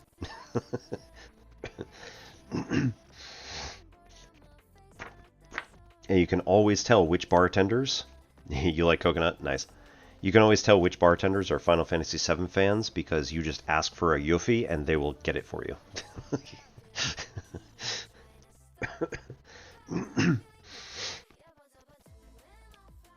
If they go, what are you talking about? Then, yeah, fine. That one. Materia Thief. Anyway.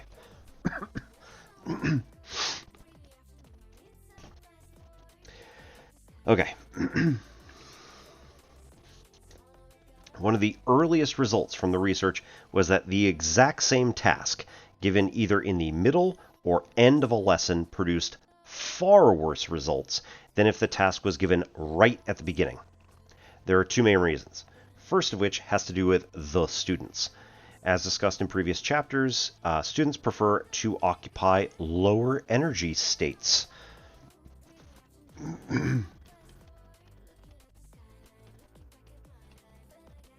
How dare, but 100% true.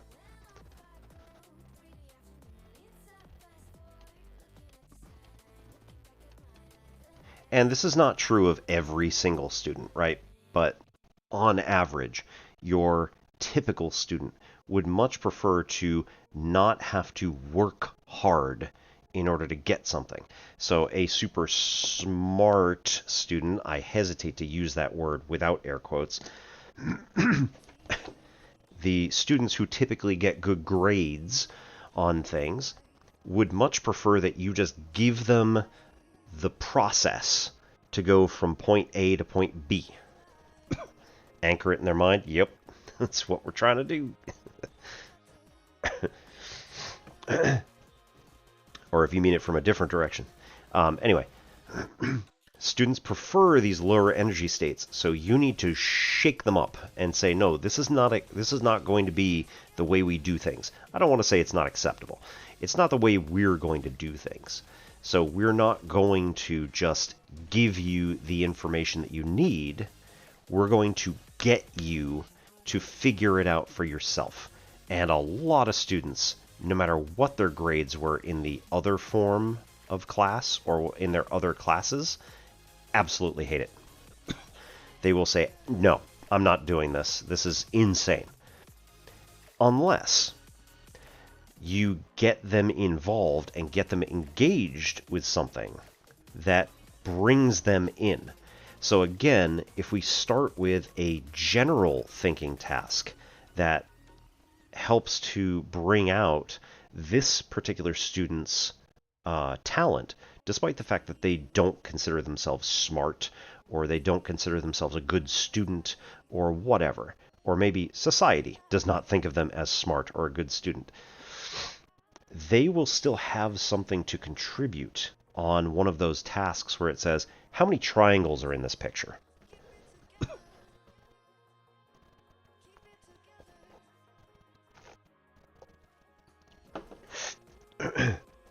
And they can see themselves getting excited about this particular kind of thinking task.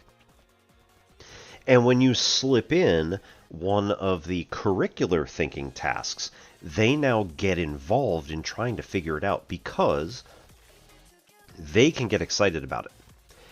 Even if they don't really understand the concept yet, one of the other group members is going to also start getting excited about it and animated and be like, let's figure this out. It's a puzzle. And then that starts bringing the energy of the whole group up.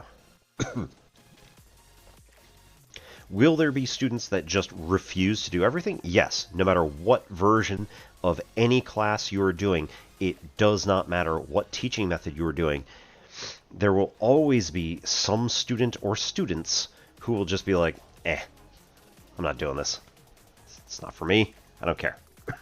But typically, if you sustain this kind of energy across the entire classroom, they cannot help but be like, what are you guys doing?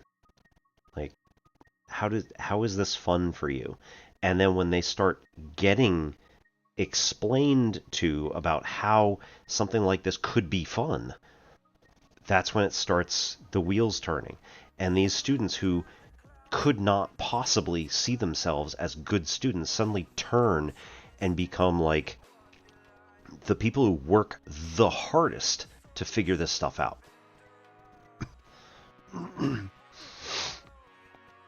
All right, not every time, but these ones, those are the most rewarding students to work with because they're like, I need to understand this. You know, the kids who typically, I worked with adults for like 99%. You know, the students who really worked hard at stuff,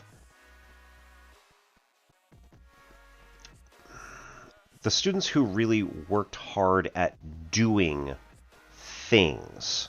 So they're like, you know, here's the homework. I'm just going to work on the homework. Here's this project that we're doing. I'm just going to work really hard at the project. Like, no matter how you teach it, those students are probably going to do well on it anyway. It doesn't matter that much, at least to them. But when you start engaging them with these thinking tasks, both non-curricular and curricular, then they start getting excited. It's no longer just about getting some work done to get an A to check the box on my resume. It is now about having fun doing this stuff and getting other people to get it too. Because everything's much more fun when you start engaging other people as well. And when you start like explaining it to other people, it just makes everything click better in your own mind. Okay. Students prefer occupy lower energy states. So if a lesson begins on a low energy state of passively receiving knowledge, so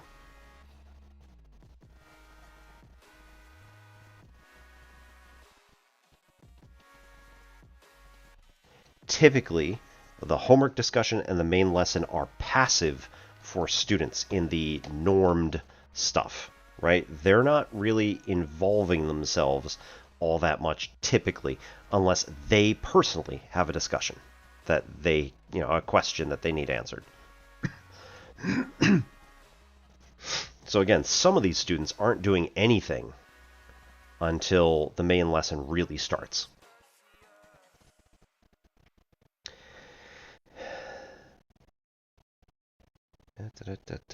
If a lesson begins with the low energy state of passively receiving knowledge in the form of a lecture or taking notes, it is much harder than to raise the energy level and to get them start thinking afterward. You volunteer for alpha testing? Yeah.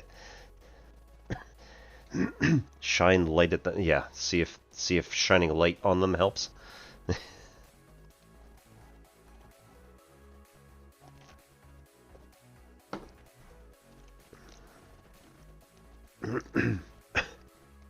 All right, we do have to stop at violet though, because once you start doing ultraviolet, you can actually start damaging things, and it's a whole bunch of lawsuits. And if it's at the end of the day, it might keep them up all night because it's blue. So this was obvious in the data through students' complaints, questions, and slow starts whenever we give them thinking tasks in the middle or near the end of a lesson. So if you all remember, there was a table a while back that said what surface should they be working on, and some of those were like, vertical with Sharpies, vertical with whiteboards, vertical with chalk. I think they specifically used whiteboards, but horizontal, so on a desk, Sharpies, and horizontal on a desk, whiteboards. How fast did the students get to the task? How long did they stay on the task? Right? So, slow start, how long did it take them to start writing, some sort of mathematical notation on their particular whiteboard or whatever. So the slow start, anytime that they gave their task in the middle or at the end of a lesson, was a hallmark for them of like, okay, this is not going to work. We need to do it at the beginning, because obviously when they do it at the beginning, everything moves faster. Everybody starts at a higher energy state, and everybody then can start winding down through the rest of the class.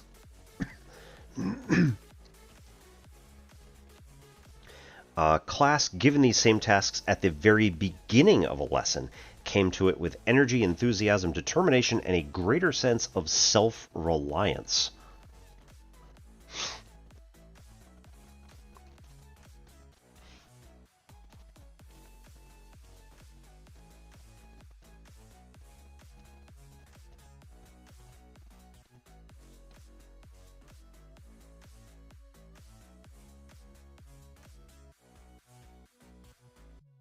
right? Really hard to engage at the middle or end of a lesson. So, again, what do we do with this? Instead,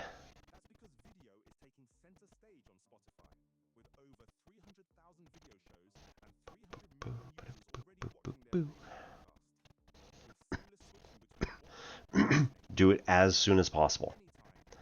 So, at the beginning,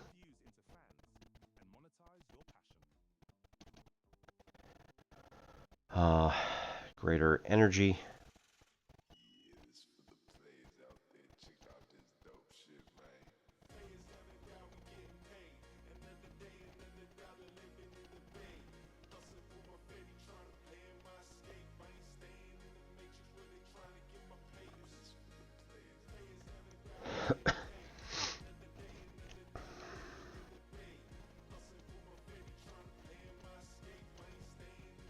Right, determination and sense of self-reliance.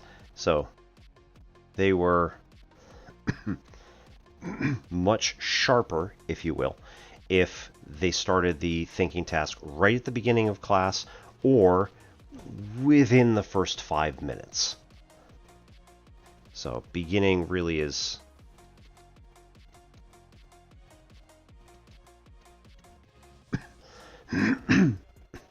it wasn't even about the task.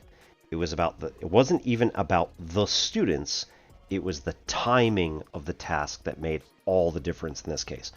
All of their variables that they tried, all they did, right, during one of these sets was say, when should we give this task? And then tailor each of the scripts that the teachers were following around giving the task at the beginning or in the middle or at the end of the lesson. And again, every single time, beginning was just better. Second reason for the shift in engagement from the beginning of the lesson to the middle or end was about the teachers. From our data, it became clear that the longer the lesson progressed before a thinking task was given, the more likely the teacher would begin to pre-teach that task.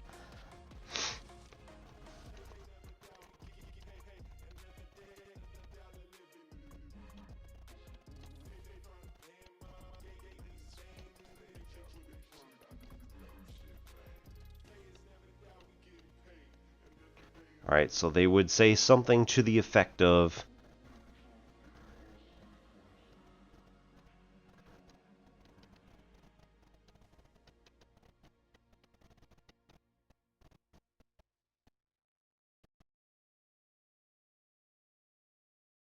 you'll need this skill later,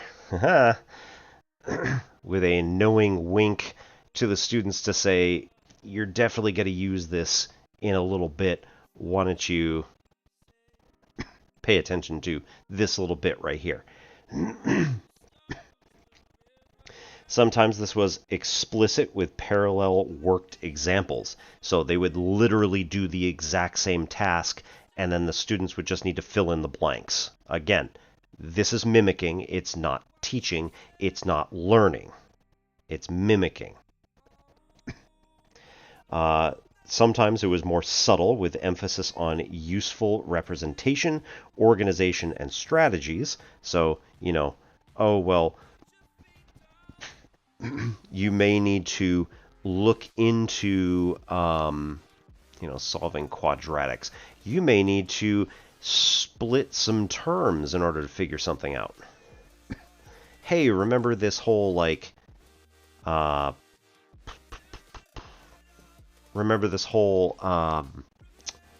grouping method thing that we did for factoring?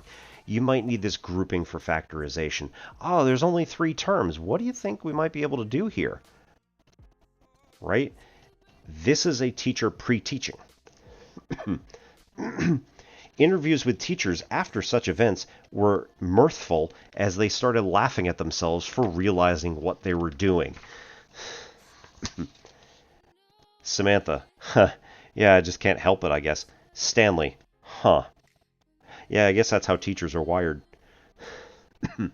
The idea of preparing the students for what is to come is so ingrained in the fabric of teaching that, even when we know it is counterproductive to thinking, to getting the students to think, it's difficult to actually stop doing it.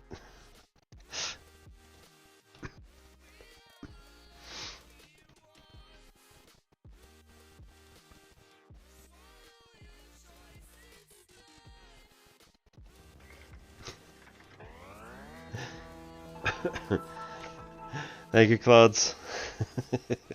Thank you for the follow. Welcome on in. My name is Obi-Wan Pez. This is N-Simplex Pachinko. We do mathy type stuff on Mondays and Wednesdays, and gamey type stuff usually Sunday, Tuesday, Friday. So, welcome to the community.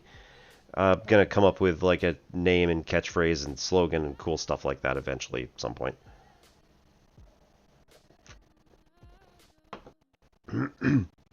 You can use your simplices down at the bottom there for a few things.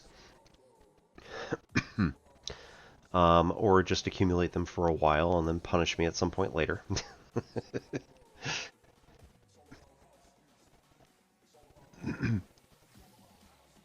So again,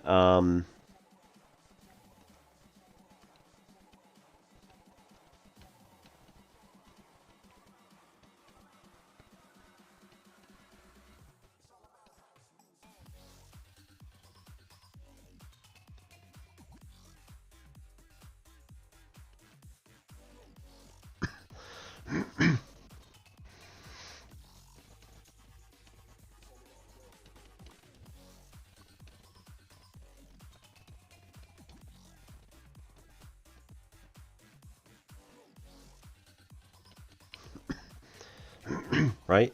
So teachers have been trained to prepare students even when it's counterproductive to getting them to think and learn. So this is something that we need to break ourselves out of.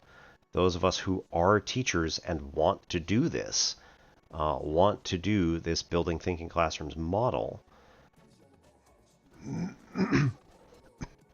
right? This is something that is not particularly helpful to either the students or to ourselves. And we need to break our habit.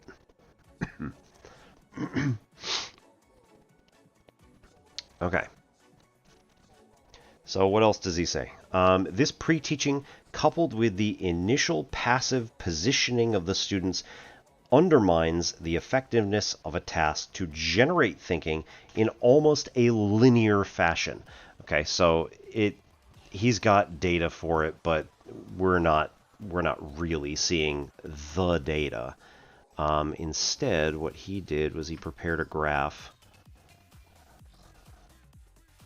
that looks something like this. Oops, get rid of the sloppiness there.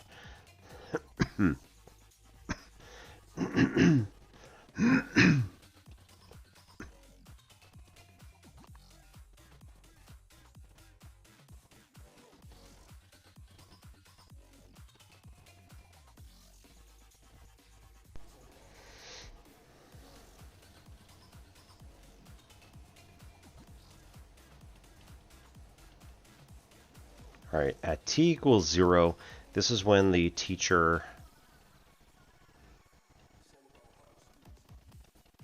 first addresses the entire class.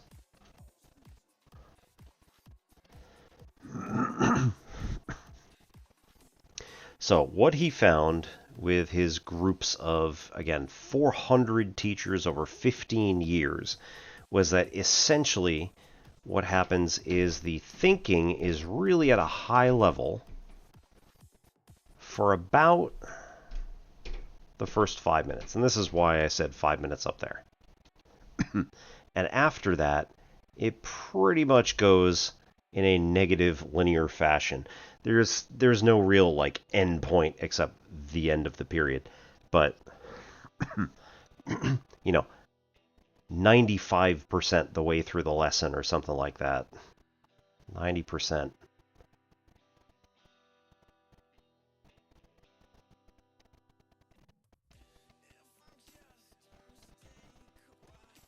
through the period, not the lesson necessarily.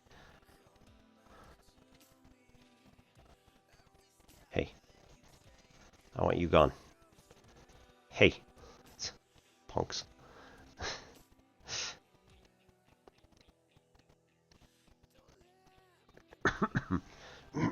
Right, once you get about 90% the way through the period, there's no learning being done. You know this. You remember it from being a student. There is no work being done 90% the way through the period. Most of my periods were 44 minutes long. Right? 44 minutes. When you get to 40, nothing's getting done. Not even in our 8th grade algebra, which was the, high level in our school.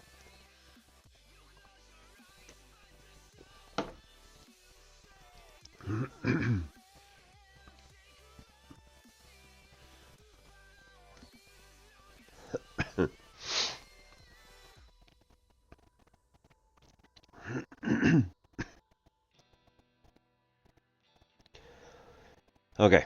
And then he says, pushing this line of research even further, we determined that the teacher has approximately 3 to 5 minutes from the beginning of the lesson to give the task before the deterioration begins, significantly.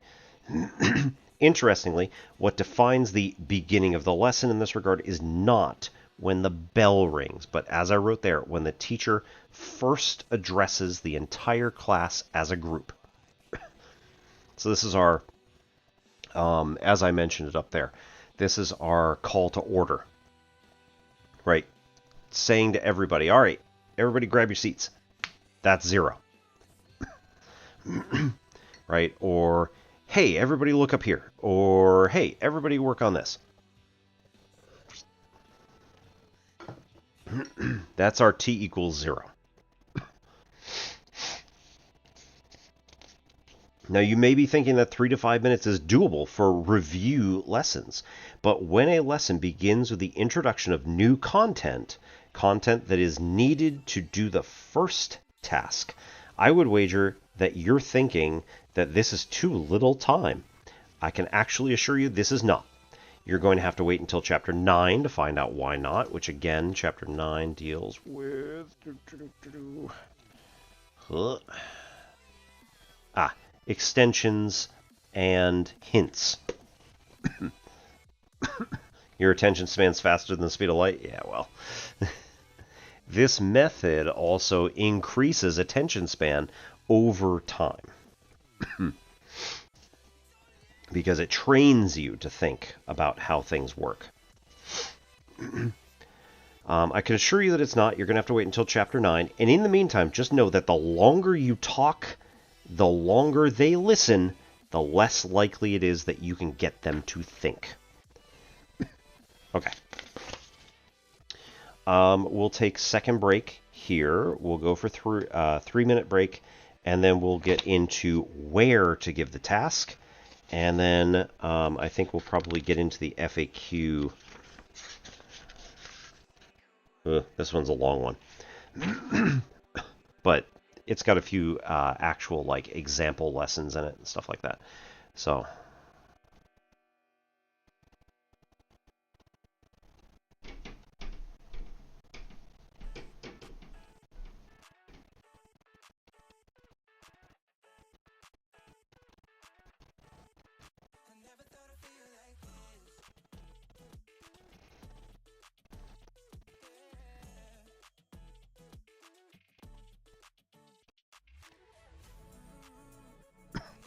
this is the major takeaway from this entire section, is that, again, the longer you speak, the longer they have to listen to you, the less likely they are to think. It may also seem like an obvious sort of thing, but this is something that was borne out in actual research done by actual people, right? To make sure that what they were thinking was actually the correct result for what we were doing. Okay, so we're gonna go for 3 minutes. I'm gonna go take that stuff downstairs, see how the family's doing. I mean, they should be asleep, honestly. But we'll be back in 3. Thank you everybody for coming. Thank you everybody for follows, and thank you everybody for well, we have 1 sub anyway. Thank you for the sub. And we'll see you in 3 minutes.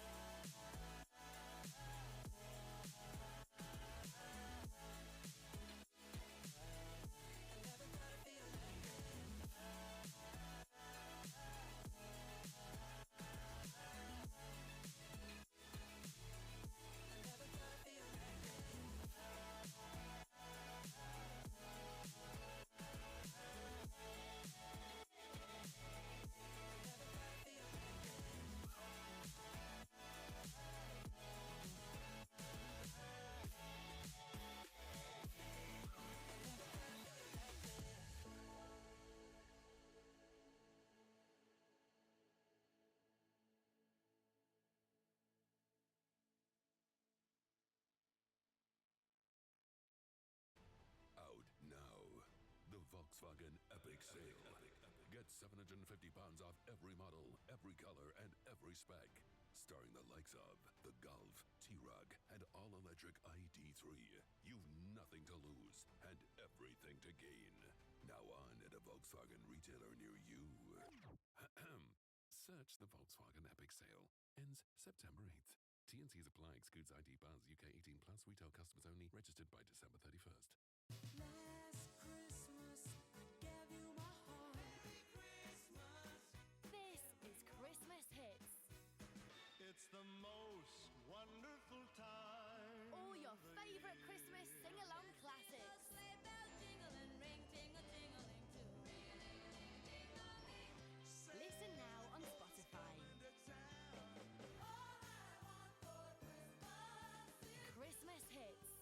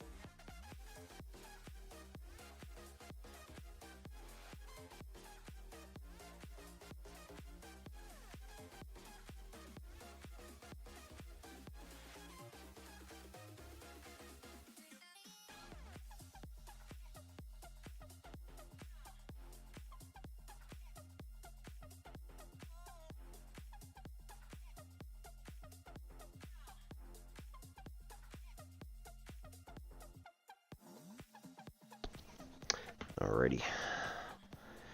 Thank you so much, everybody, for sticking around. Thank you for coming back.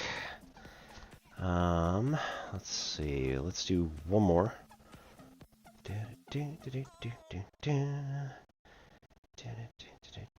Because I can do anything I want. Oh, I can't do that one again.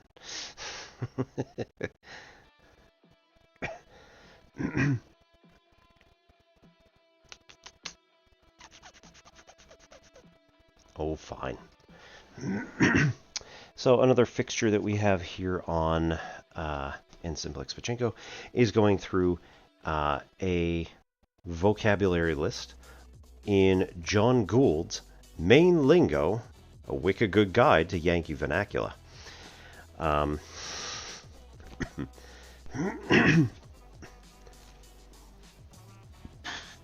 So we will go through one or a couple of vocabulary words that are super important for you to know if you ever decide to get up to the Northeast, specifically to Down East Maine. Down East is that part of Maine that kind of juts down and out a little bit, right around a town called Bar Harbor, or Bar Harbor, if you will, because they certainly do.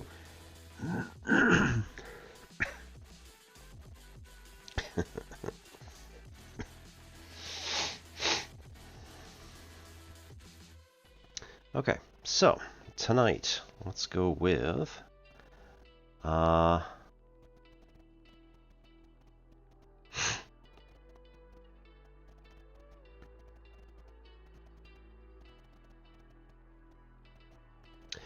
Corn weather. Cornweather.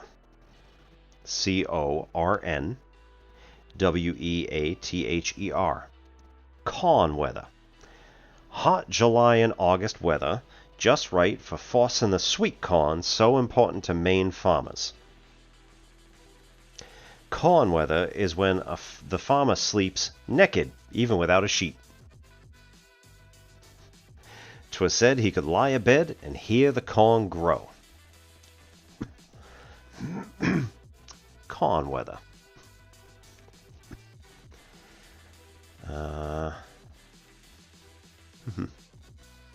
Counter. Counter. A counter is a legal lobster, or a keeper. Maine's double gauge law permits keeping only those with larger than 3 3/16 inches from eye socket to base of tail, but not over 5 inches. The shorts and the breeders must be returned to the ocean, so a Maine lobsterman catches as many more lobsters than he may count.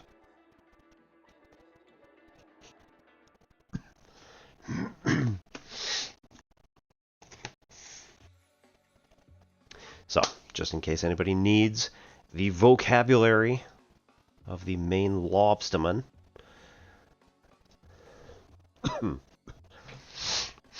I grew up in New Hampshire, which is just over the border from Maine. So typically we try to get 1 or 2 vocabulary words, depending on the length of the paragraph, every time I think about it. So if anybody is interested in hearing more vocabulary, it should be prepared again in 20 minutes, or you can just wait until next stream and you can hit us up with another request for AR.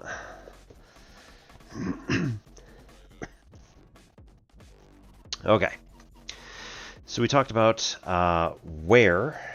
we talked about when and how to give the thinking tasks. So now where to give the thinking task is also going to be of paramount importance. So it turns out.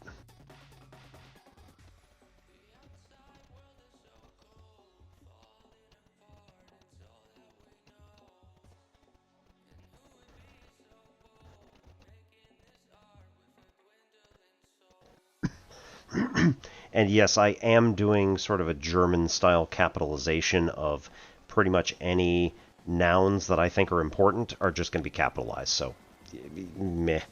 Um, so where are we going to give the thinking tasks? So student passivity is accentuated not only by how long we talk before giving them the task, where the students are located while we're talking to them also has an impact on the degree to which they are put into an active or a passive state. For example, having students sit in their desks while the teacher talks creates a low energy and a passive environment for the students.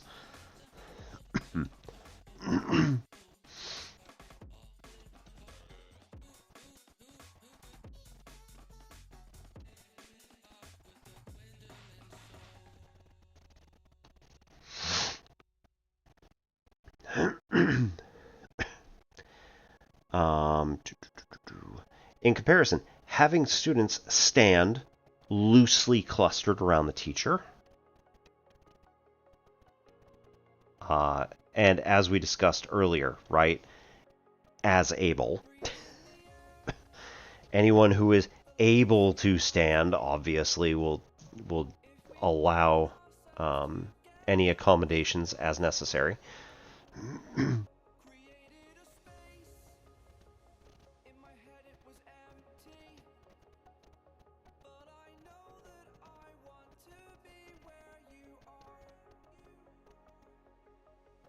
And again, loosely clustered around the teacher, so not just standing exactly where they drop their bags, not just standing exactly in the place where they normally sit, but rather, hey, come here a minute. Everybody just sort of loosely gathers around the teacher, and now what you are doing, and I marked this as like, this is pretty much what happens with like management meetings. Your your direct report in the morning has to get like 10, 15 people to just listen. Hey, real quick, these are the goals for today. Let's go. Let's have a good day. That's it. That's basically what you're doing as a teacher. Giving a simple, easy, early morning management meeting to say, these are our goals for the day. Get to it. See you in a few minutes. Good luck. Get that task done. Let's go. You're basically being a cheerleader in this particular moment.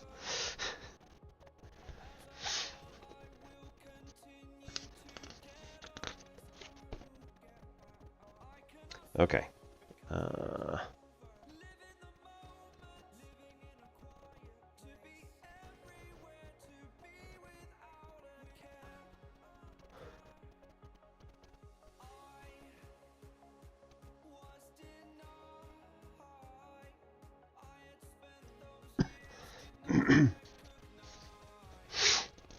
This was confirmed in the data. If students were left at their desks in the lead up given to before a thinking task, they were much slower to start and had more proximity and stop thinking questions. So if you remember, the proximity questions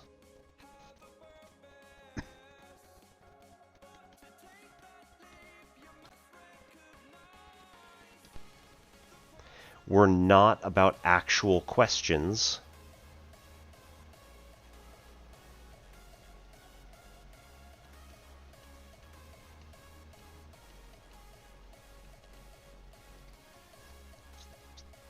These were more about establishing societal roles or social roles.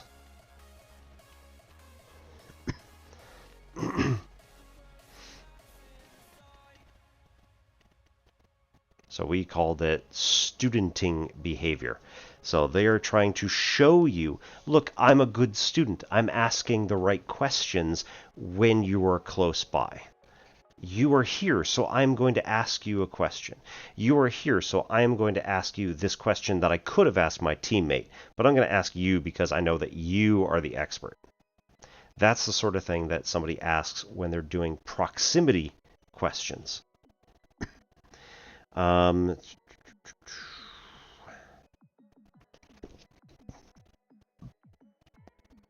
again, stop thinking.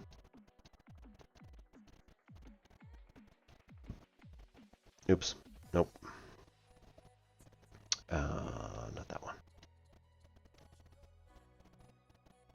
Come on. There we go. Stop thinking questions were stuff like, am I right?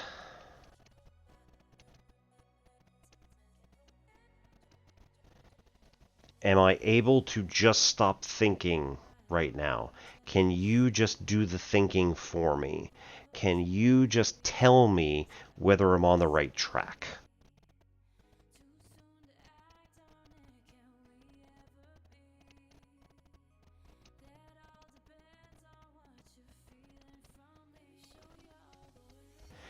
Should I keep going this way, or do you think that there's another path to go on? Just saying. If you are being asked these questions and you are answering them as a teacher, you are preventing the students from thinking for themselves. And please, please, please stop.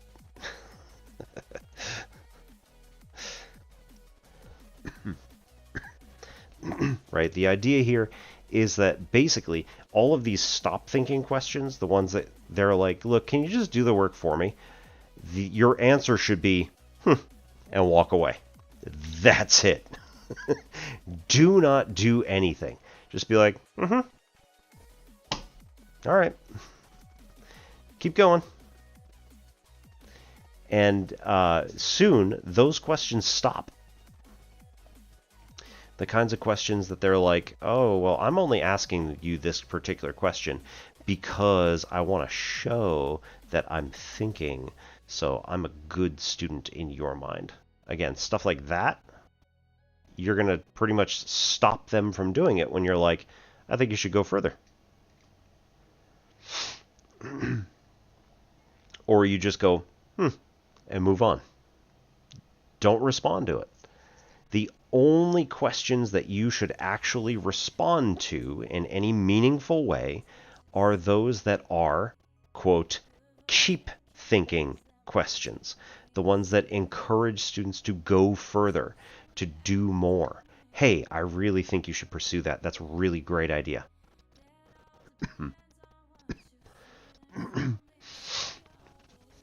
And again, that's not, am I going in the right direction? Hey, I think you should pursue that because it's a good idea. No, absolutely not. This is like, so I noticed this pattern, which is not part of the actual curriculum. Right? I've noticed this particular pattern. If it is part of the curriculum, saying I've noticed this particular pattern is just a more clever version of am I going the right way? When it's not part of the curriculum, that is ingenious, and it is going a step further than you had planned. So you can tell that student, I would love for you to research that.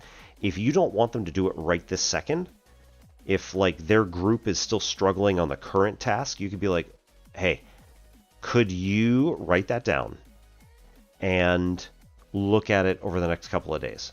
And then next class, whenever you're actually meeting next, we'll talk about it. And if you have a couple minutes worth of material, you could actually present it if you're interested. And most of the students would jump at that chance because they're like, wait, I get to show off that I actually found something by myself. They will love it. Not everybody necessarily, but most students will be like, that's really cool that you're letting me effectively lecture the class for 5-10 minutes, something like that. And if it's something that is, again, above and beyond, you want to celebrate that. You want to give them the chance to be platformed, essentially.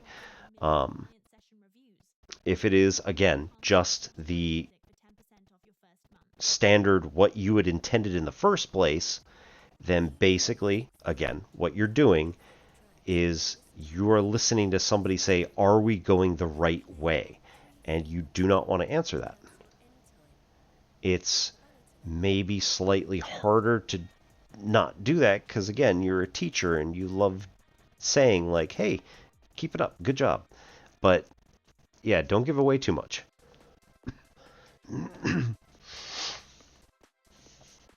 Okay. By contrast, when students stood up and gathered around the teacher, they were quicker to just get onto the task and less likely to ask any questions, most of which were probably, again, proximity, establishing their societal or social roles in the classroom, or a stop thinking question. I don't really want to do this work. I want you to do the work for me. Should I go this way? What do you think about this? Is this what we're doing? Again, clarification questions are perfectly valid, and you want to give them the opportunity to discover some of that stuff for themselves. So if somebody is asking a clarification question, you could say, like, tell you what, I would like you to write that particular thing down. If it is not what is intended in the curriculum, I want you to write that down and come back to me in a couple of days. Think about it a little bit. Like, why do you think that exists? Or why do you think we would have to limit ourselves to a particular domain or anything like that?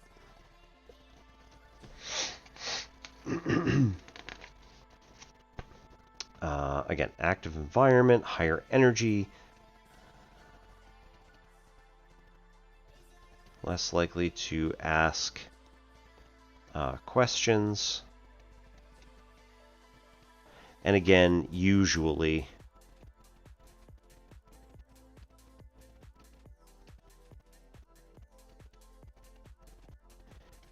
of these types, gestures broadly.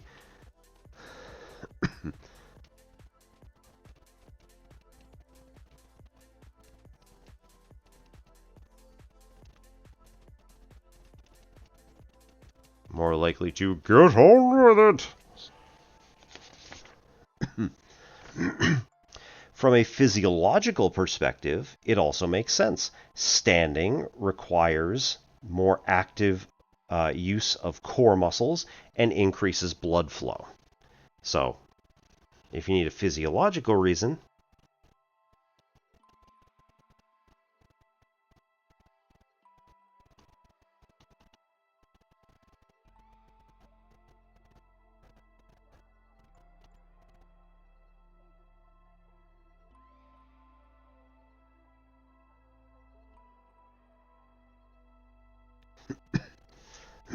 increases blood flow, use of core muscles. Sitting at a desk is powerfully associated with direct instruction, passive learning, and non-thinking behavior. We sort of went over that earlier.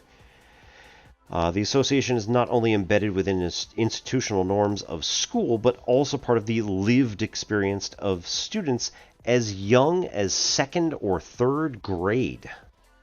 When they sit at their desk, they can just relax. Just let the information wash over them, and maybe they'll get some of it. This was confirmed in interviews wherein we showed students pictures of students listening to the teacher while sitting in desks, sitting on the floor, and standing around the teacher. When asked what they thought class was like for each of these pictures, almost every single student indicated a more positive, affective response to the pictures where students were not sitting in desks. So on the floor or standing was better as far as like their personal experience was. Even a picture of some students sitting on lab tables as they listened solicited a more positive response than the students who were sitting at desks in chairs. Deeper probing revealed that students' positive attitudes were associated with their sense of engaging teaching.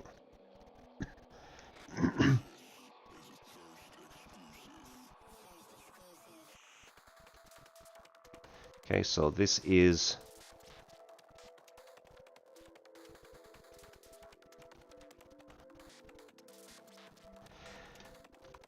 this particular style, again, standing around the teacher, is perceived as more engaging than sitting at desks. Now, granted, again, these other students said that sitting around on the floor, sitting on top of desks, and just standing. So sitting on the floor, sitting on the desk, or standing around the teacher were all perceived as more engaging teaching than somebody with a bunch of students sitting at their desks in chairs. This is one of the reasons why I liked to sit on the desk while talking to my students. One, they thought it was funny. These are college students, mind you, right? Community college. So college age 18 to 30, basically. We had a lot of GI Bill as well. So, perceived as more engaging, I like to sit on the desk while telling everybody what the particular problem of the day was, or what have you. I would just go find a random seat somewhere where there was nobody standing, and I would just sit on that desk. Hey Zach, good evening and welcome. I meant to do this earlier, actually, but...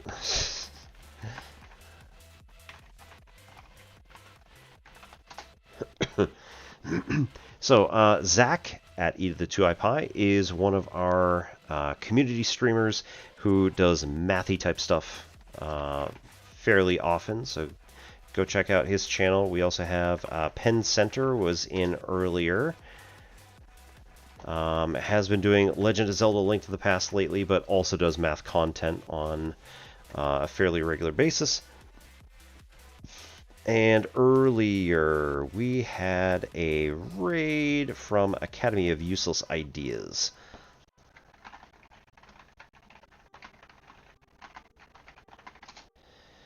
And a happy Monday to you too, sir. It's always a fine Monday when you're around, right? Honestly.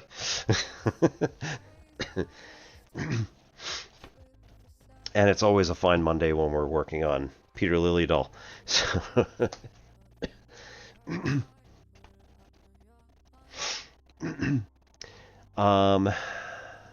yeah. I'm suddenly, now that I'm getting to the point in my streaming history where I'm downloading videos and then putting them on YouTube, I'm ever so slightly worried that this is actual copyrighted content and somebody might complain. Mrs. Pie's gonna go to PD? Nice. But honestly, I am, of course, telling people that if they have a legitimate interest in building thinking classrooms and actually giving this either to themselves, to their department, or somebody else that they know who is legitimately interested, this is the place to go. So go ahead to Corwin Publishing. You can get the books there. But if you are just a casual listener of Obi, do not purchase this book. All right, it is for math teachers and generally teachers who might be interested in like expanding to a different modality. So if you're at all actually interested in teaching math, teaching something different, then this might be an interesting book for you. But anybody else, I don't recommend that you purchase it just because you're curious. It does make a good present for a math teacher, though. So, as we start winding in toward Christmas.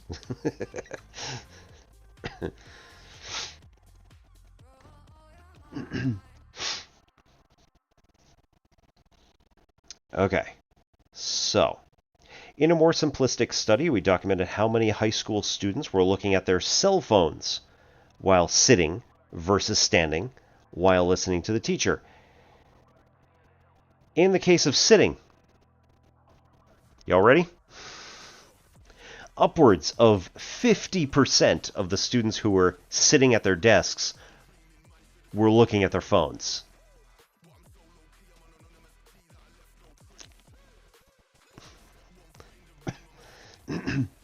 While these students who were standing, only about 10% or fewer, right? 10% or less than that were looking at their phones.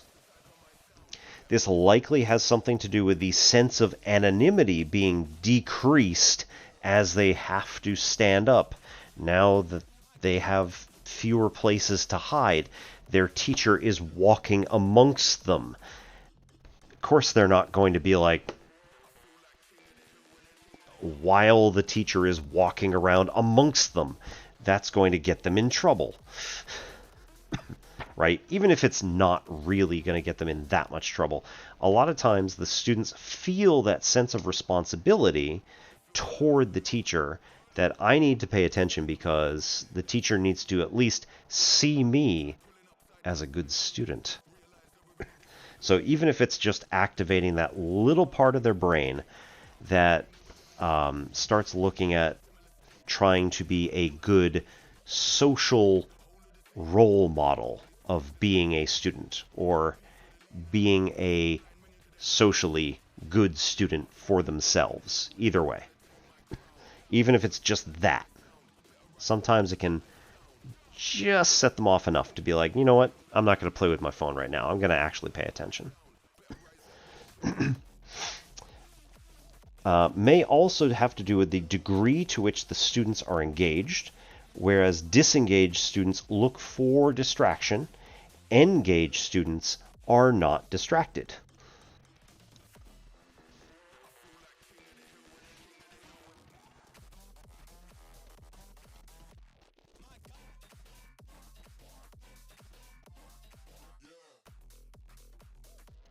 Zach, where, if you don't mind me asking, is it like a conference or is it a like school thing? I don't necessarily need like a, geographic. I rethought that question about halfway through. You might have seen it.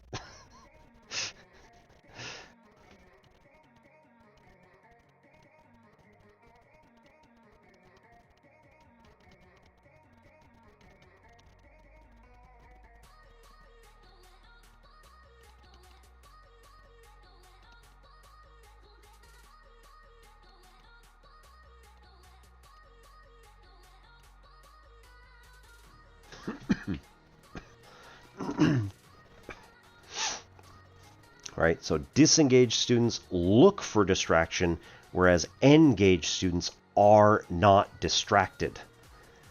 And possibly, we'll see this later, are not distractible. I know that that's a very broad statement, but in many cases that is the case.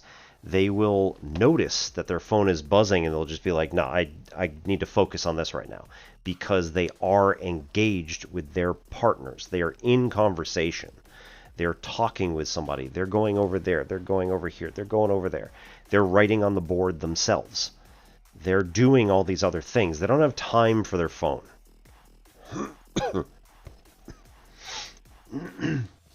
That's really the goal here. Let's be honest. It was clear that the 3 to 5 minutes that a teacher has before sending students off to the first thinking task are much better spent talking to the students while they are standing in loose formation around them. So, that's what we want, right?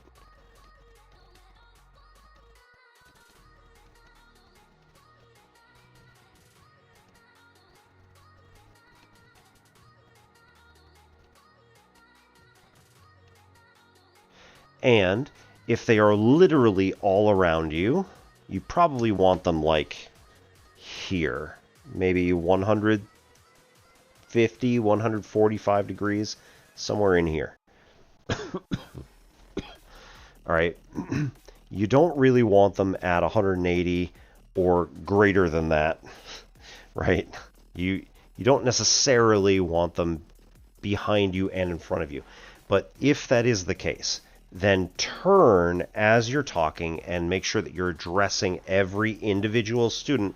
You can look at every single one as you go around the room, make eye contact, and as you're talking, get a little confirmation even. Sometimes each of those students will look at you and go, And whether they're doing that because socially they're supposed to in order to show that they're paying attention, or that they are actually paying attention and are just like, yes, I get it. Getting that little nod, getting that little check-in with every student can make a difference to them. So they can feel personally that you have just paid attention to them. You have made a point of contact, even if it's just something so tiny like that. Now, do make sure that you actually talk with every single student every single day, if only for a minute. And again, this is for something that the size of the class is not exceeding 30.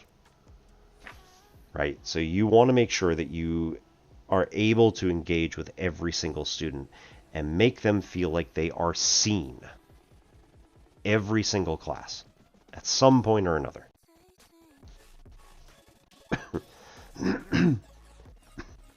Okay? Taking all of these influences together, it was clear, right, I already talked about that, how to give the task.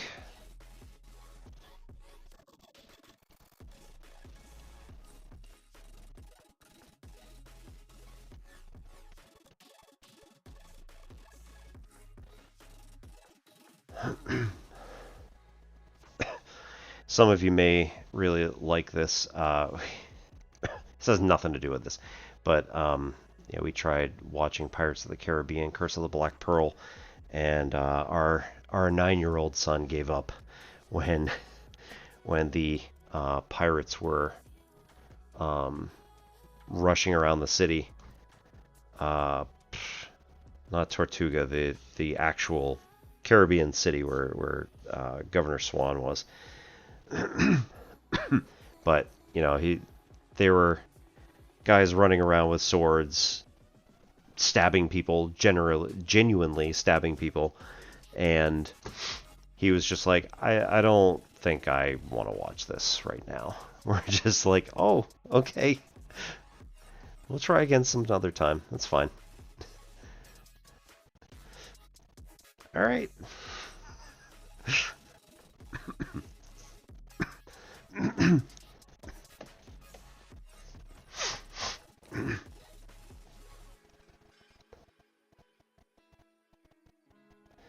Right, so, as mentioned, giving the task through the medium of a textbook or workbook came with a lot of baggage and produced the least amount of thinking and the greatest amount of proximity and stop thinking questions.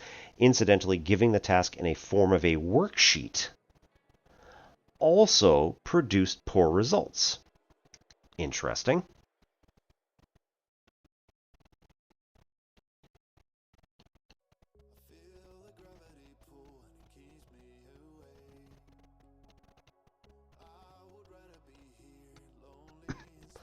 It was associated with getting stuff done.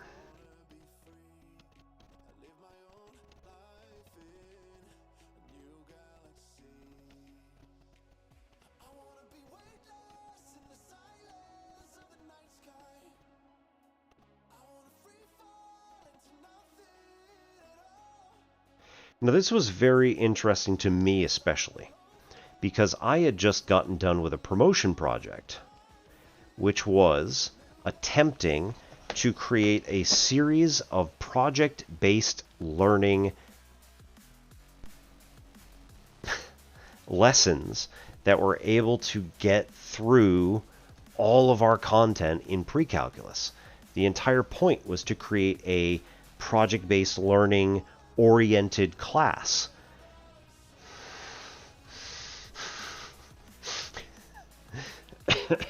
And I had just produced a huge packet, probably that thick, of worksheets that would then be given to the students, and that every single day you would go through and it would ask a series of questions that were the same as the questions that I would normally just give out loud in class and have a discussion.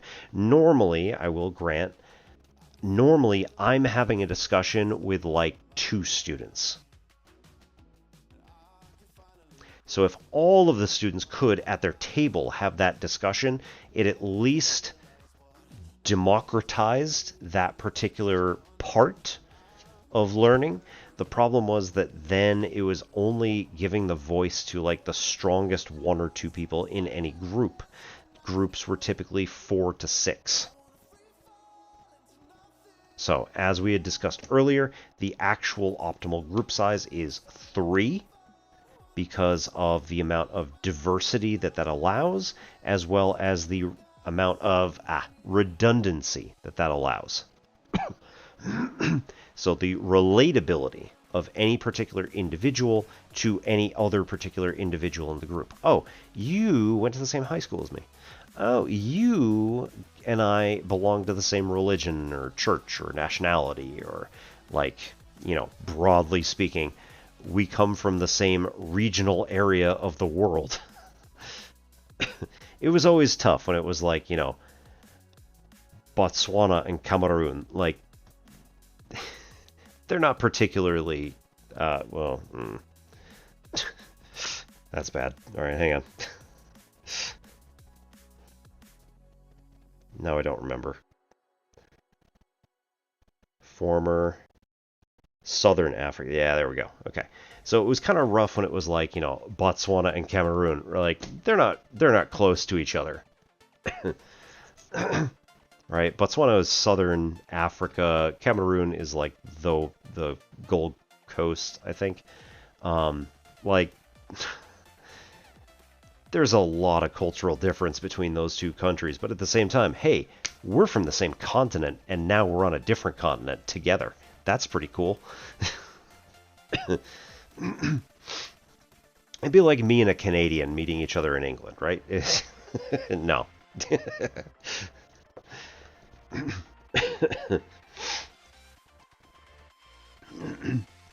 Maybe.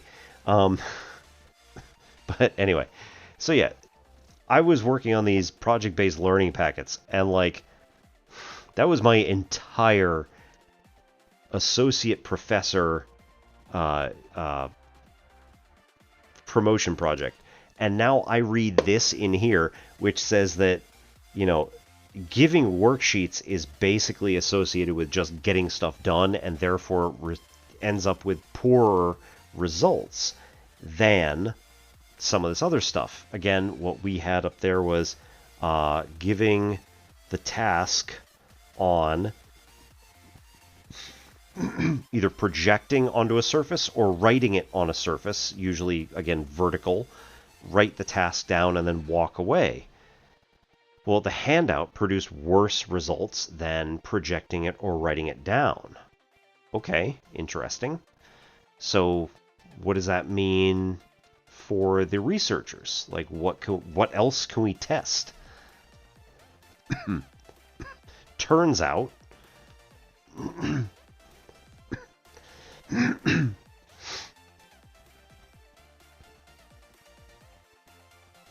right, of the 3 most common ways that teachers gave the task, like we discussed, that left only projecting and writing the task on the vertical surface. In our experiments with the different mediums for giving tasks, this was the best option, or at least the least bad option.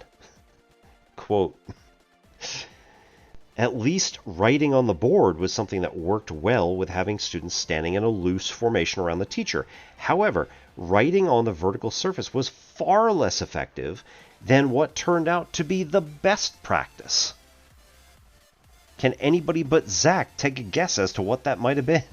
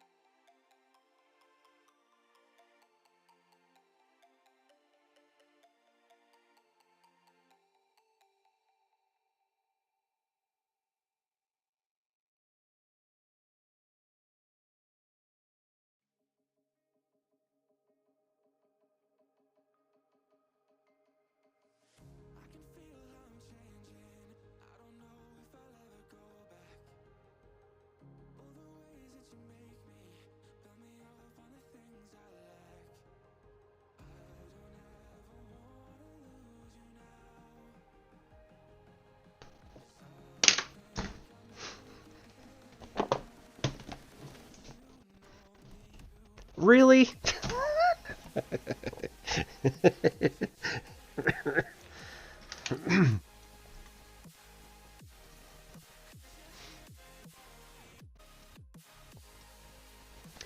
Giving the task verbally not only goes against decades of institutional norms, it also goes against the teacher's instincts.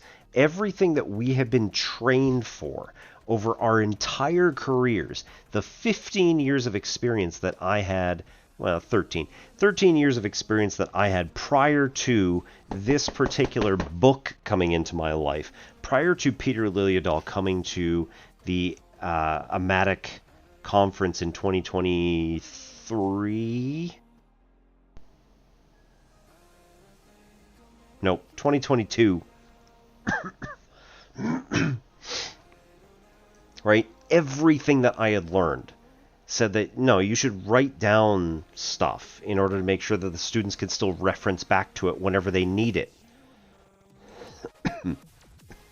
However, it is important that some clarification is needed as to what is meant by verbal in this particular context.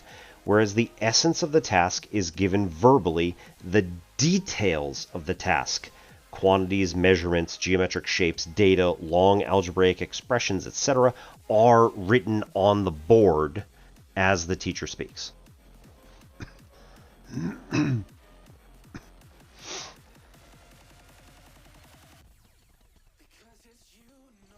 That's not what I want. It's definitely not what I want.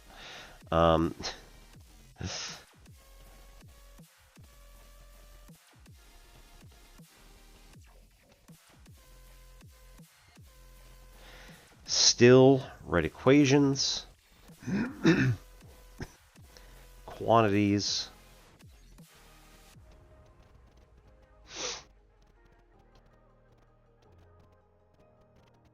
measurements,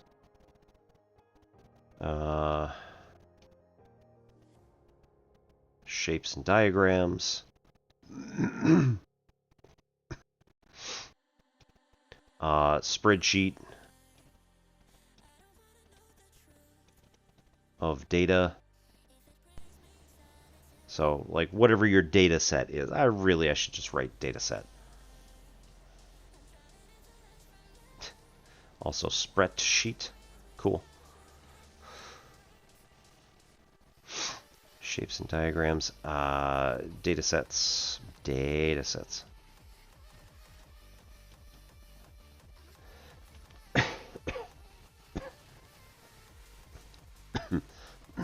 Right? All this stuff that you can think of that would be like inconvenient to not actually have, and at the same time does not reduce students' thinking.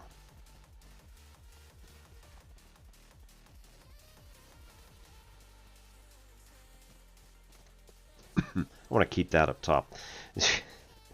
The best option, giving the task verbally. Again, are you kidding me? No, actually not. You still write long equations, quantities, measurements, shapes and diagrams, data sets, anything that you don't think the students will have to, like, actually look back at. Right? If it's like, oh yeah, the Pythagorean theorem. Don't write the Pythagorean theorem. They should know that by now, right? If that's the appropriate reaction to that particular class. Verbal instructions are not meant to be about students having to remember details. It is about having them hear the nature of the question.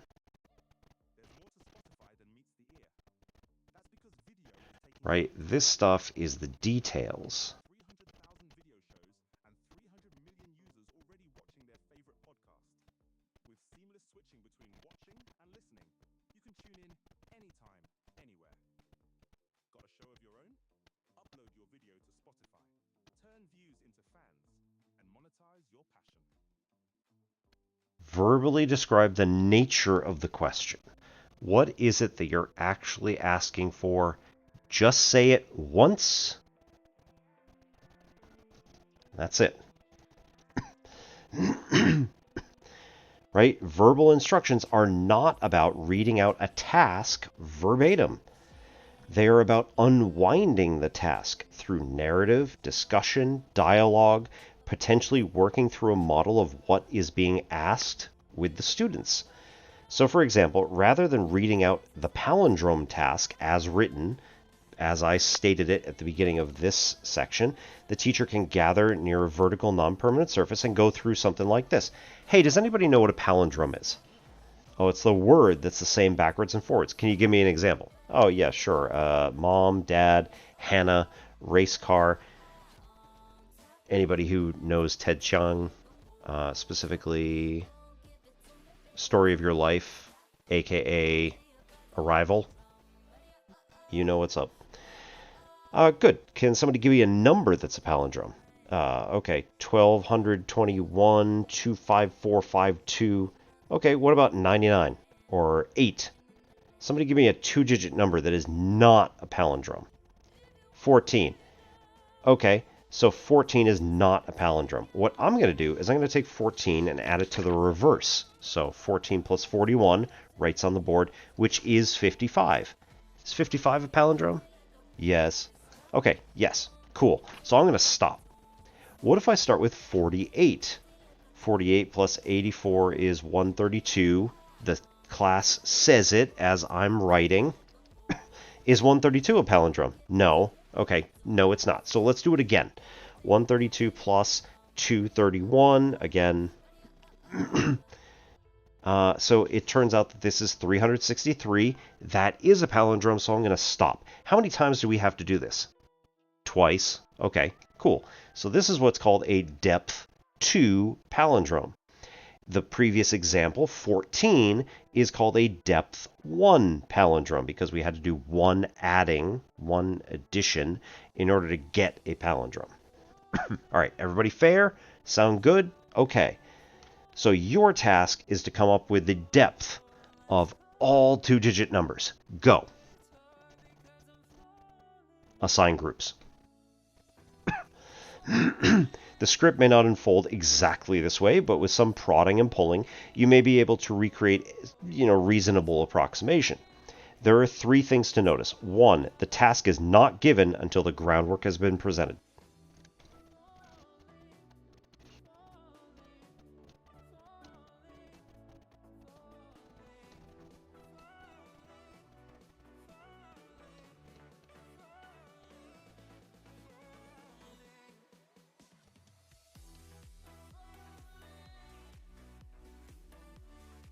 And clear.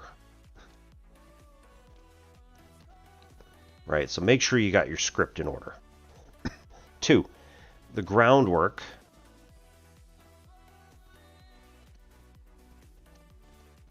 in no way reduces the thinking required.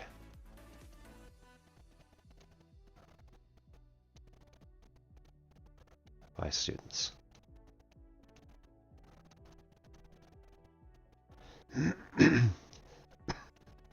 3,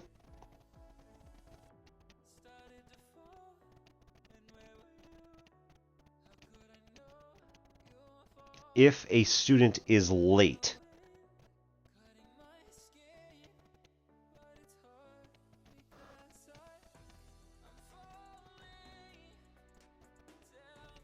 and looks at the board, they have no idea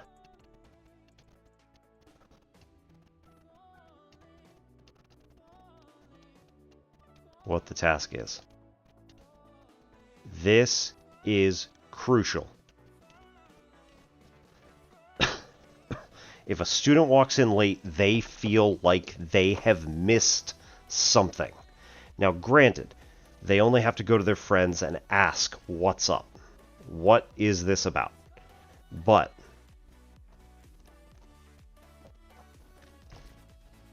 the key here, and I would argue, even if you're doing just a task in your regular classroom that is not related to building thinking classrooms.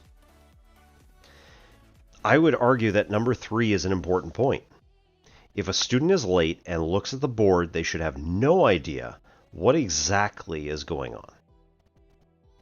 They should not be able to catch up just by looking. They have to have been here to understand the conversation that was had ahead of time, to understand what happened between the start of class and when they got there.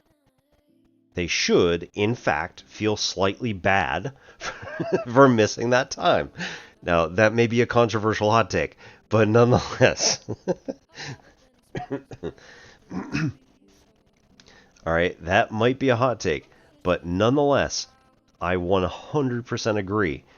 They should not understand what is going on, so they will have to seek you out, or they will have to seek out other people in order to understand what they missed, and it should be inconvenient enough that they should feel like, I better get to class on time next time so that I know what's going on. Right? This is about simple little corrections that aren't going to make the student literally, actually feel bad. Right? Don't yell at them. Don't point them out and say, hey, look who's late. Don't, whatever. Don't. All right? They come up, you spread out the cards, they pick a random card, they go to the group. That's all that needs to be done. You could say, hey, how you doing? That's it. Don't call them out. Okay, but when they look at the board, they should be like, I really need to get here on time. What is on the board is meaningless without the accompanying verbal dialogue and instructions. This turned out to be the definition of what separated verbally given tasks from textually given tasks. The textual residue of giving the task is not enough to discern what the task is, and yet the textual residue is important. Not only does it reduce the cognitive load of trying to remember all of the little details, but it also provides visual cues to go with the verbal instructions to refer back to as an anchor. Like you said earlier, Rex, right? Anchor this thing inside the student's mind. I imagine that that you have loads of what if and yeah, but questions right now. So we're going to get to those at the end of the chapter. But first, let's look at some of the research results of student thinking when the tasks were given verbally. One of the tasks I used in part of this research was a tax collector task. You have 12 envelopes, numbered 1 through 12. Each contains the number of dollars equivalent to the number on the front of it. The game starts with you taking one of the envelopes. All of the money inside is yours to keep. The tax collector will then take all remaining envelopes, whose number is a factor of the envelope you took. The tax collector must be able to take at least one envelope every turn. Play continues until you can no longer take an envelope, at which point the tax collector gets all of the rest of it. What is the most amount of money that you could collect? This is an amazingly rich task that can be used by students as young as grade 4. It's just a game. We compared their thinking as given textually as above with a script that's given here. And this is going to go to ads. So I'll see you in 3 minutes. I hope you all have a good break. Okay, be right back. We'll finish this up. 3 minutes.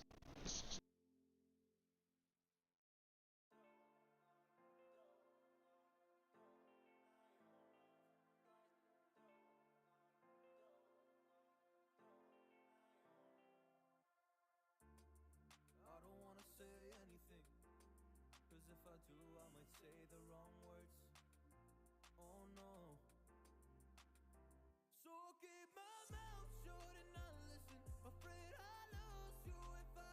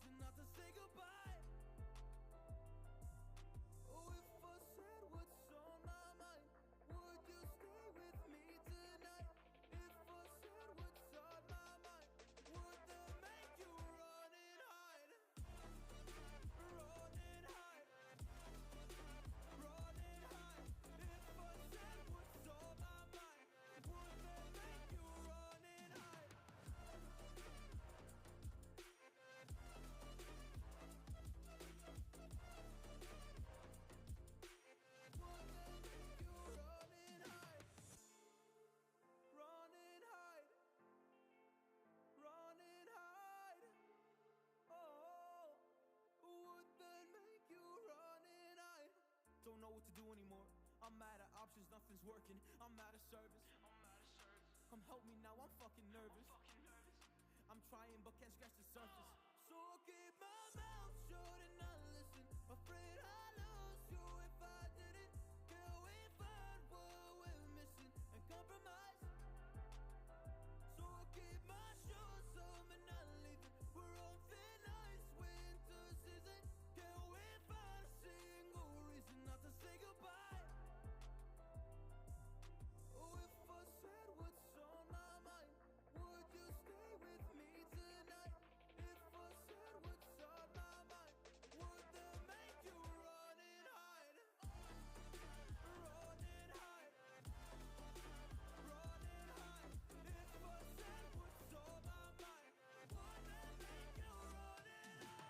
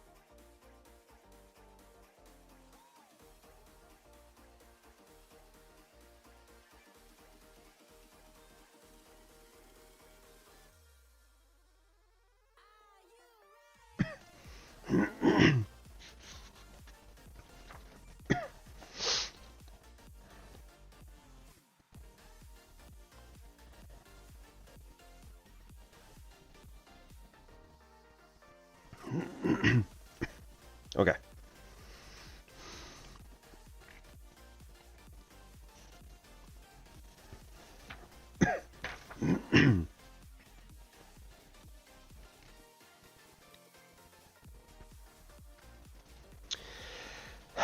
So, welcome back. So an example of the taxman script may go something like this. All right, you got 12 envelopes.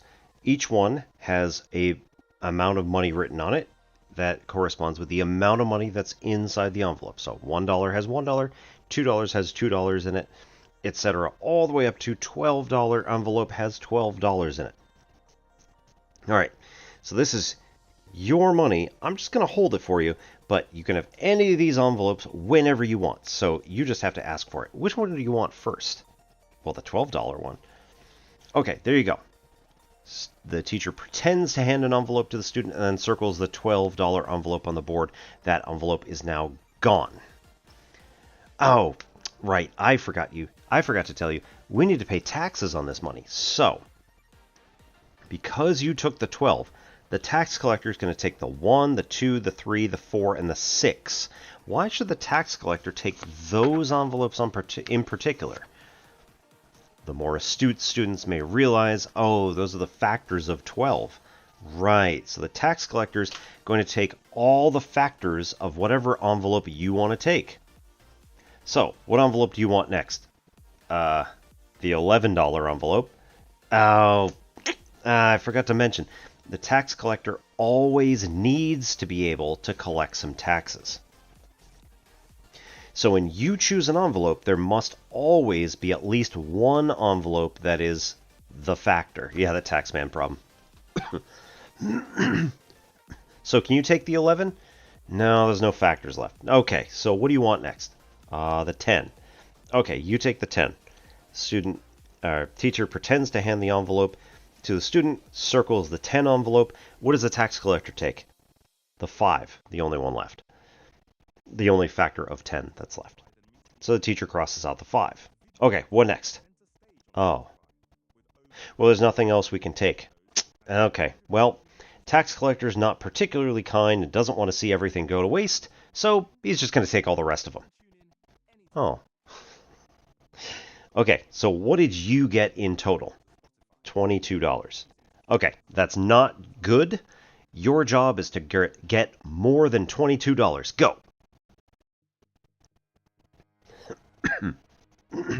This narrative and verbal form of tax collector task contains all of the elements of the text highlighted in the original task, but also adheres to the 3 characteristics that we previously highlighted. The task is not given until the groundwork is established. The laying of the groundwork does not diminish the thinking required, right? We go through a practice run, which is terrible. And what is written on the board is incomprehensible to anybody who hasn't heard the rest of it. You've got some envelopes that are circled and crossed out. Okay.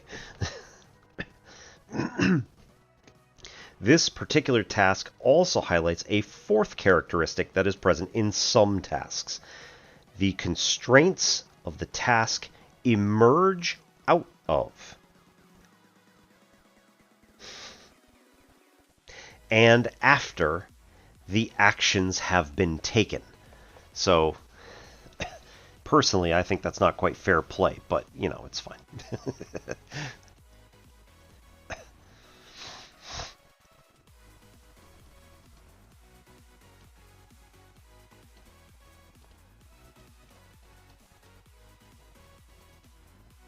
Right? Again, this is fine because this is a practice run. You said, you know, the teacher says at the end, this was a terrible run. We only got $22. Your job is to do better. Go. Right?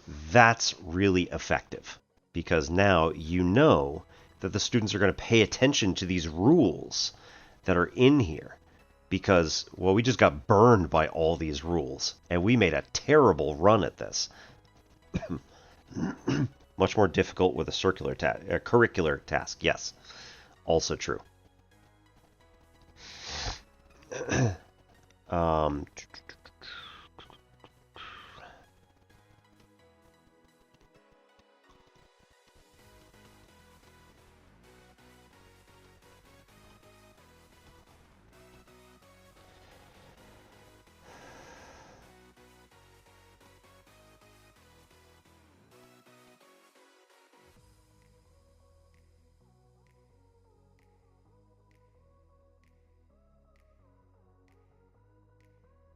One area that you might actually be able to work this out in would be something like inverse functions. Where you say, okay, I'm going to do this particular function. I want to know what the inverse of this, you know, I want to know what the inverse of a square function is. Oh, it's a square root function. Okay, cool. Let's discuss what the problems are with choosing the square root function to be the inverse function of the square function. Oh, now what do we have to think about? Oh, constraints, right? Now we have to worry about the domain of the original function, the square function, in terms of how it relates to now the square root function. Get good.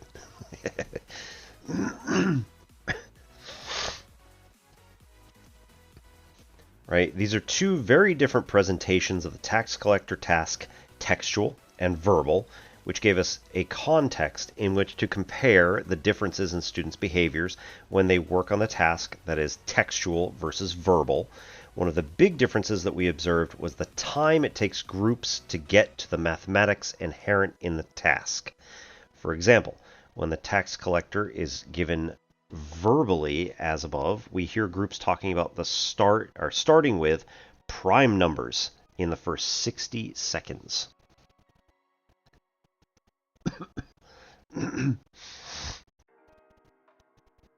The same utterances are not heard for 10 to 12 minutes when giving the task textually. This is a big difference. Come on, Peter, you can say that again. Just gonna bury the lead on that one. Okay.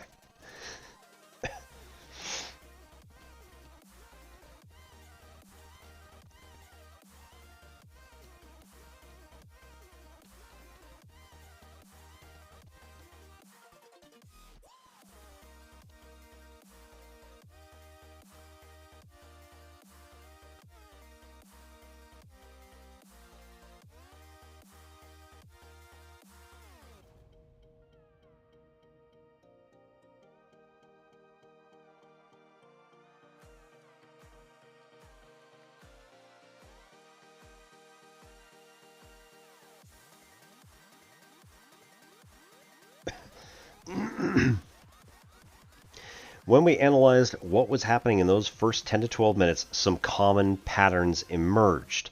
So for the textual, hang on, let's turn that the other color, the one of uh-oh. So, 1.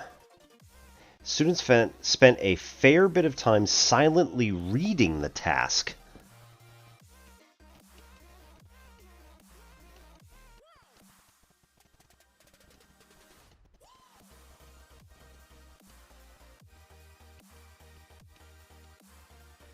When they finally began to discuss the task with each other, they started by just talking out the words, like, for instance, what do they mean by factors?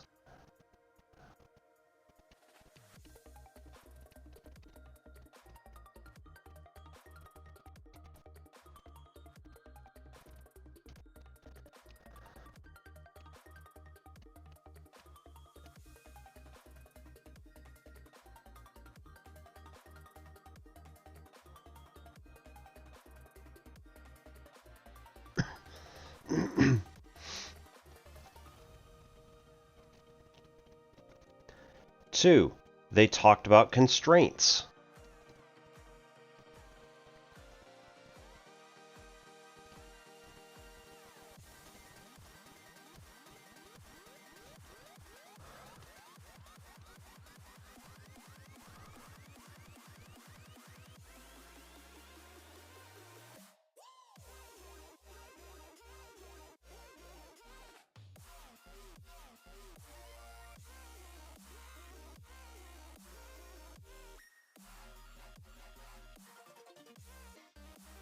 Right? Does the taxman only take one factor or all of them? No, all the factors. It even says so right there on the board.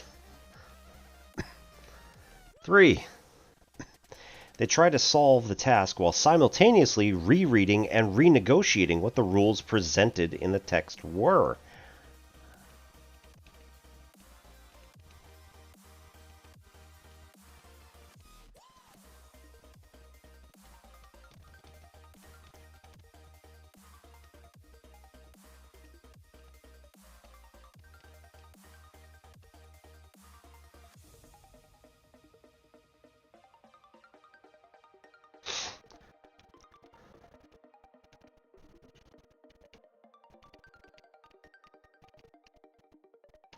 So if you're trying to simultaneously solve the problem and renegotiate what the rules are in the first place, you're going to trip over your own 2 feet.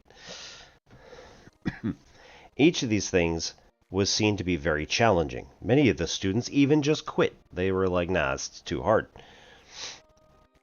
Those who did not quit then started talking about the mathematics in the task, and that is when we observe them finally starting to talk about prime numbers, squares of prime numbers, the number of factors, etc., etc. On the other hand, when we observe students who received the task verbally, they began by talking about the mathematics.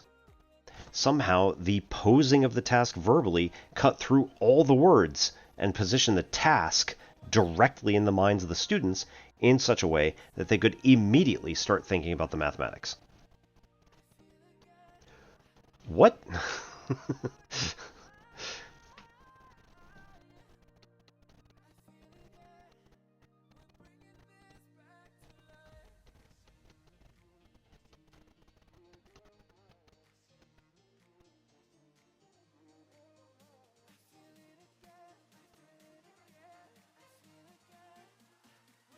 And again, these are like the same groups of students.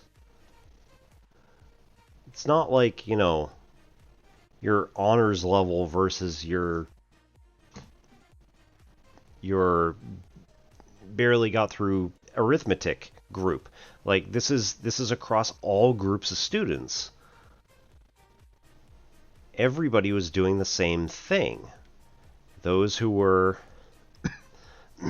given the task only verbally just immediately dove in and started thinking about how can we figure this stuff out using mathematics. The other groups that were given this stuff textually all started just renegotiating and arguing with each other and started, poking around with all these different ideas that had nothing to do with the mathematics itself until they renegotiated and tried to figure out what the actual rules meant and were.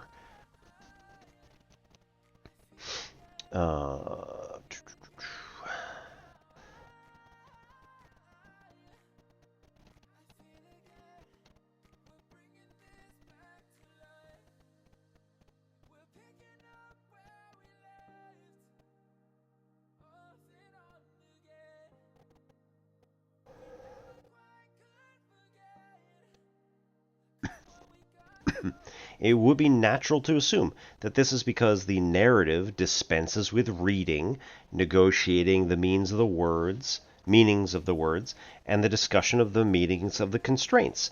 And this is true. However, what is interesting is that the same differences were observed in tasks that required no modeling of the task on the board.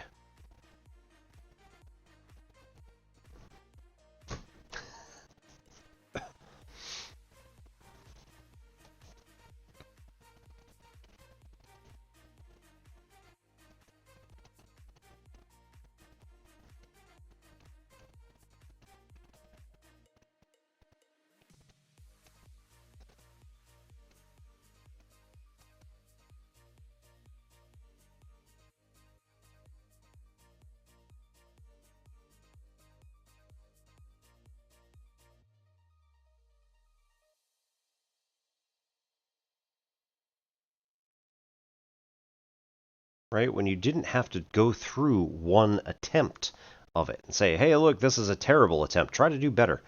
No, like any task ended up having the same problems if you wrote it down versus the same virtues, I guess, if you just said it out loud.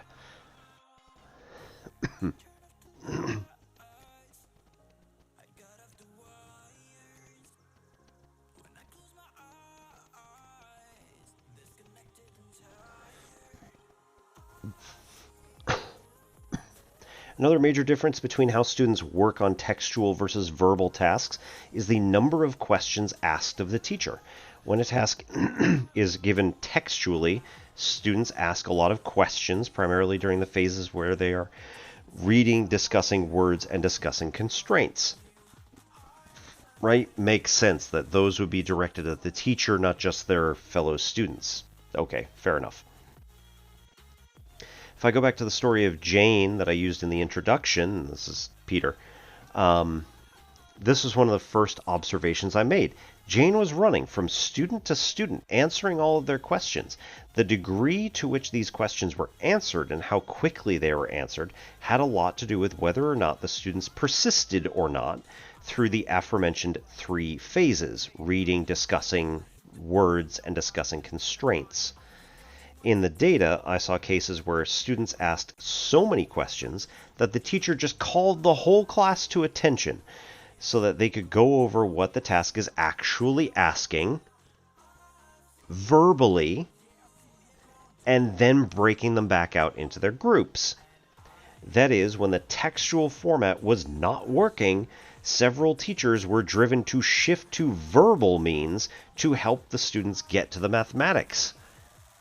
So just do the verbal thing.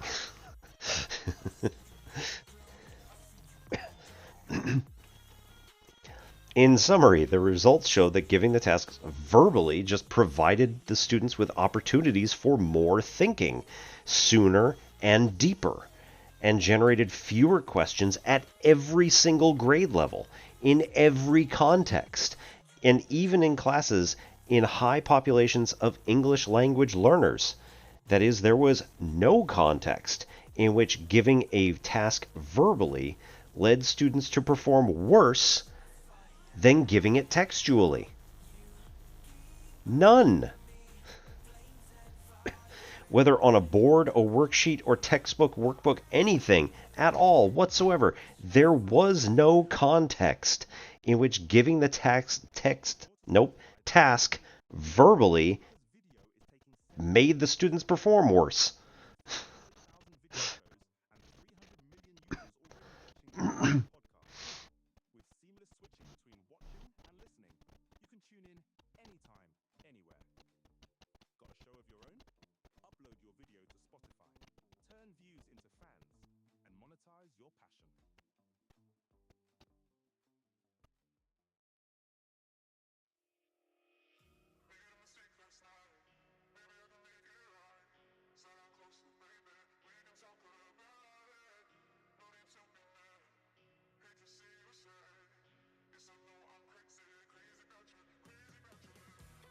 Never.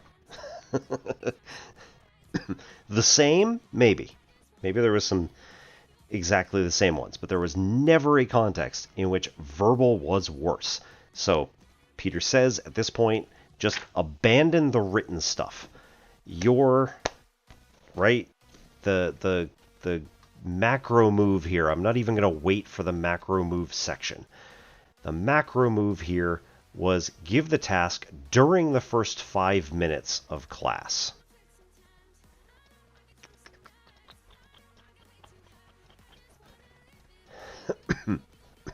Give the task during the first 5 minutes while the students are standing as able, loosely clustered around the teacher, and verbally only.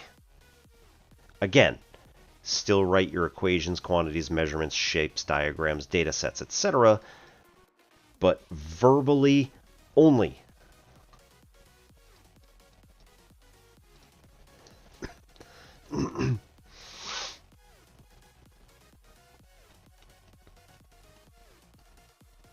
Right? This is your macro move.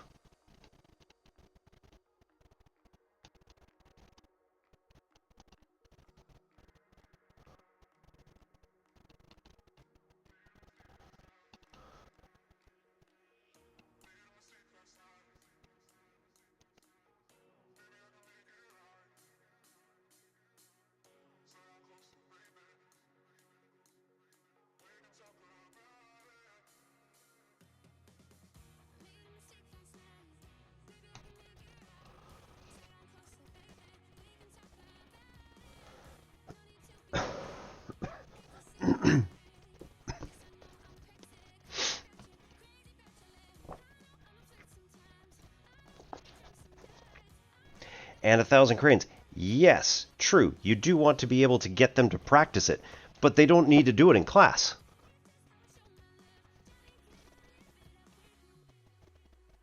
Or you could choose to model a couple of these at some point.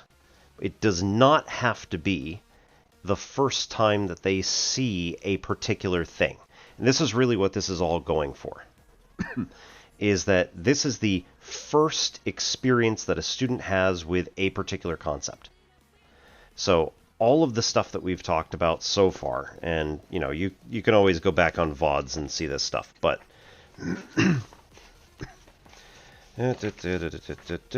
in order to facilitate students thinking, deciding to think in class, what we have talked about thus far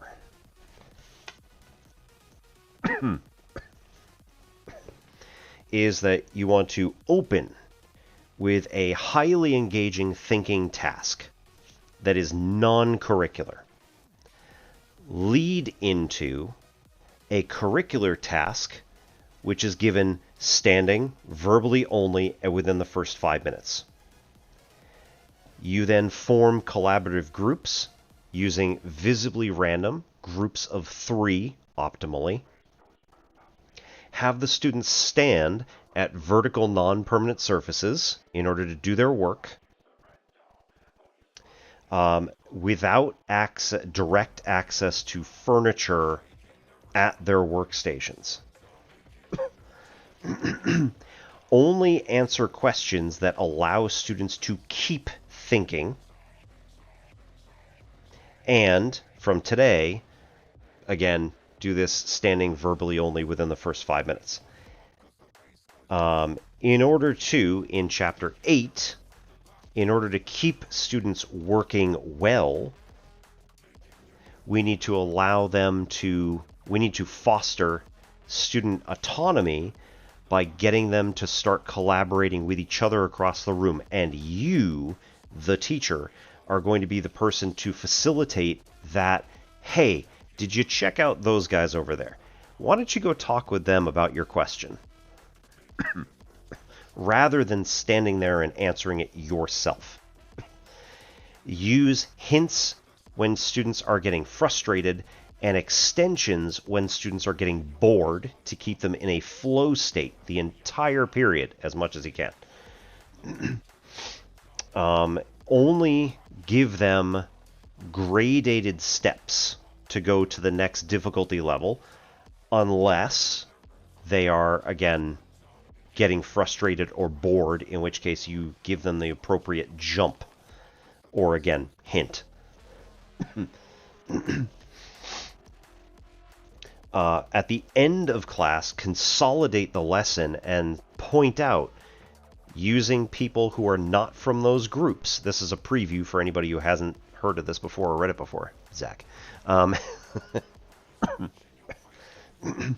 Right? Consolidate the lesson by pointing out information on people's boards and ask other people in the room who did not work on this particular board to explain what is in that circle that I made, right? What is in this circle that I made?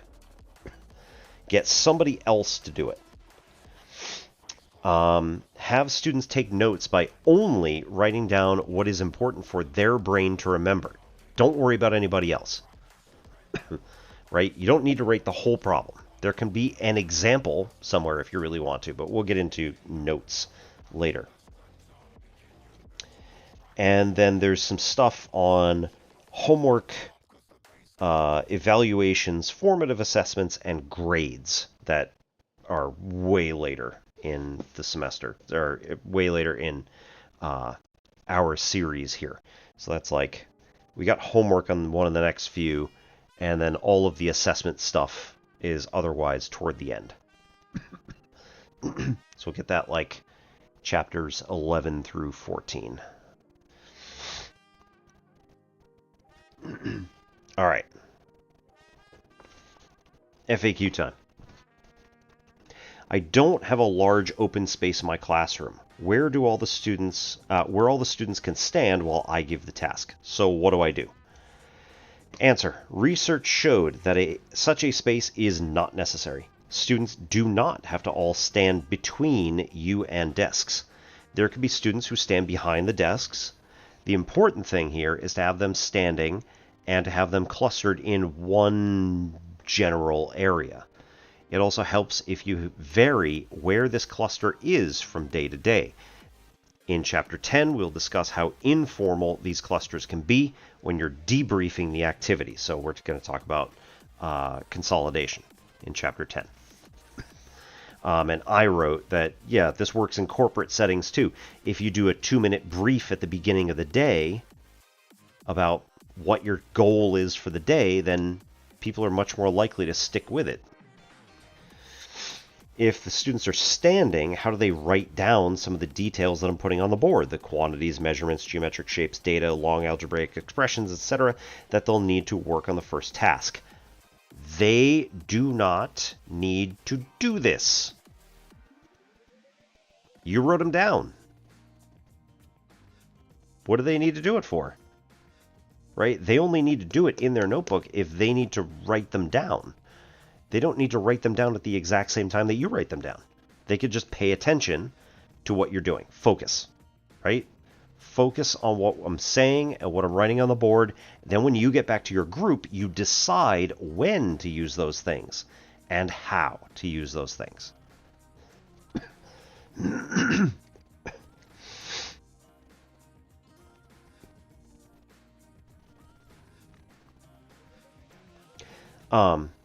I just thought of something else. So, Thousand Cranes. So the other thing that can happen is you get the students into the mode of seeing, like, here's the pattern that I'm looking for, and here's how to solve that particular pattern, or what have you, right? They've thought about this all themselves. And now when they get some verbose word problem that's in the book, they look at it and go, oh, that's just one of those. So almost always, right, the students who are doing decently well at just even paying attention to what their groups are discussing don't need to worry too much about like the like sifting through facts, because they'll see through it almost instantaneously. And it realistically, it bears out in actual experience. So you as the teacher do not need to explicitly point these things out if you've done the work ahead of time that this is all talking about. Where if you have gotten your students to read through, not even read through, just you explain to them, here's the task, go, right? We did an example earlier. And I've got more like actual math stuff later, but if you're just saying, here's the task, here's the setup, no, sorry, here's the setup, here's the task, go. Again, a lot of the students, you're doing a fairly easy one to start with-ish when you're talking about curricular stuff. They've been primed to actually think with all this other stuff. They've been primed to think with the original non-curricular thinking tasks. Then when you get to the curricular thinking task, again, it's intro, then jump in with the task. It should be accessible to them for only knowing the introductory stuff. Then when you start getting to, again, more verbose stuff, they see through it and they know what the pattern is. So they'll be going laser focused and thinking, do I actually need this? Or do I need something else? The issue that comes up most of the time that Liljedahl is saying here isn't that, oh, these students are practically illiterate. The problem is that they're asking questions that they don't need to ask. They just need to think about it with their groups. And like 2 seconds, they'll be like, oh, that's not relevant. I don't need that.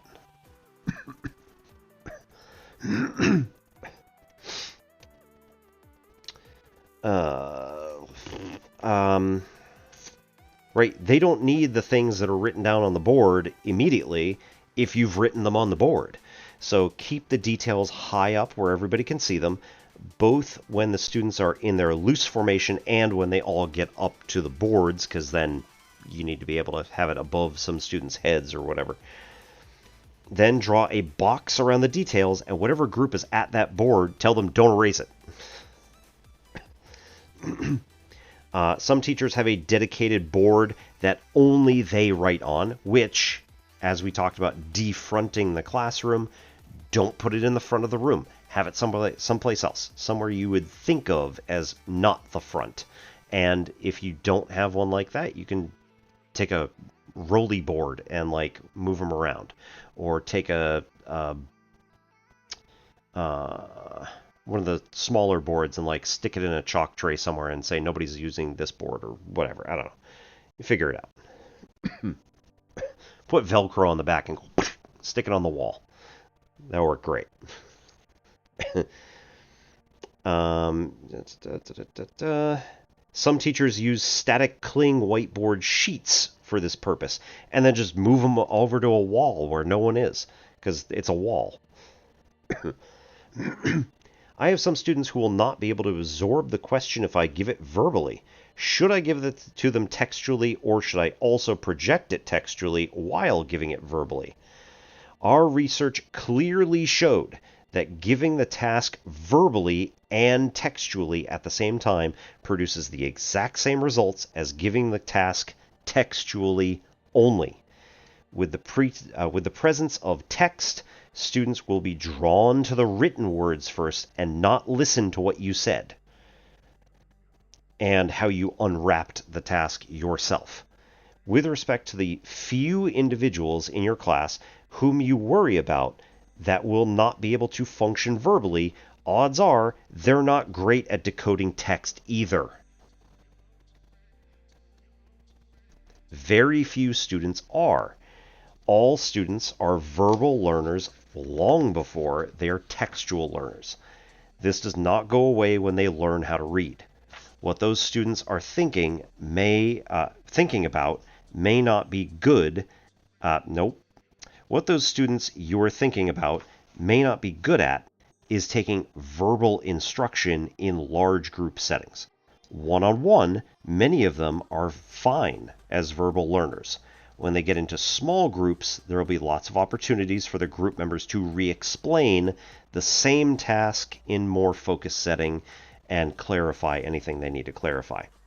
As a teacher, you know for which students such re-explaining may be necessary, and you can observe to make sure that this is actually happening. What if most students don't understand what the question is? The research showed that when the boundaries are very porous, so this is again, you're allowing students to move between groups and discuss with other people, not just their friends, but specifically, hey, why don't you go talk with them about what's going on here? There's a lot of autonomy within the classroom, Chapter 8, then only about 20% of the students in the class need to understand the task. Knowledge mobility will take care of the rest, as long as you have, again, shifted the culture from one of competitiveness to one of cooperation. And that's partly what all of this is about. The entire book.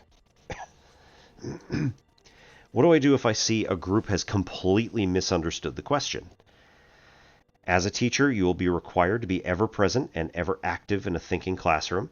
After you have given the tasks, spend some time watching to make sure that groups have understood the instructions and are proceeding as intended. If a group is way off track, go to them and work with them to get them back on the right track. This may involve restating the task for them or directing them to an adjacent group that can help redirect them. I also mentioned here that in my classes, some of the minor misunderstandings end up leading to much richer discussions because students didn't know what exactly they were going to do. I think I mentioned this a little bit earlier with like domains and stuff like that. Why do you need to care about domains when you're talking about inverse functions?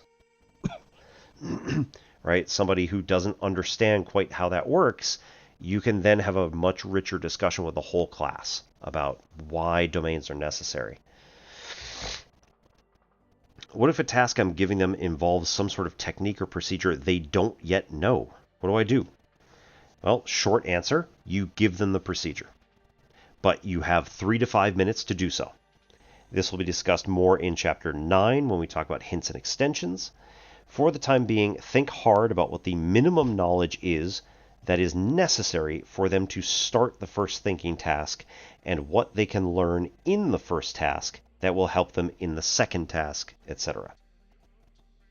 I did some of this. I know that, for instance, the gradated learning that they do in like polynomial factoring is very nice. So start with something that has all positive coefficients, and then you only ever switch one at a time.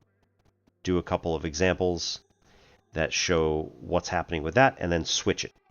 Change what's going on in each of those cases. In this chapter, it was mentioned that we would be correctly giving tasks verbally if a student walks in late and, based on what is written on the board, does not know what is going on. That feels wrong to me. The goal is not that students don't know what's going on. We don't want to be unnecessarily obtuse with our instructions. The idea is that a student who comes to class late cannot decode the textual residue on the board and know what to do is an indicator that most of your instructions were verbal. As mentioned in Chapter 2, if a student comes in late, plug them into a group of 2 and have that group explain to them what the task is. How do I distinguish between the parts that I should say and the parts that I should write? An easy rule to follow is say words, write numbers, symbols, and images. The exception to this rule is to write names, labels, or modifiers like height, area, first, last, etc. In essence, you write words that help the student demarcate information from other information. For example, if you're giving a task that involves 2 different speeds, you may write speed of bird, 4 meters per second, speed of ball, 5 meters per second. The more information the task has, the more demarcation you need. There is only one number in the if there's only one number in the task, and it is speed of bird, simply writing 5 or 5 meters per second should be enough.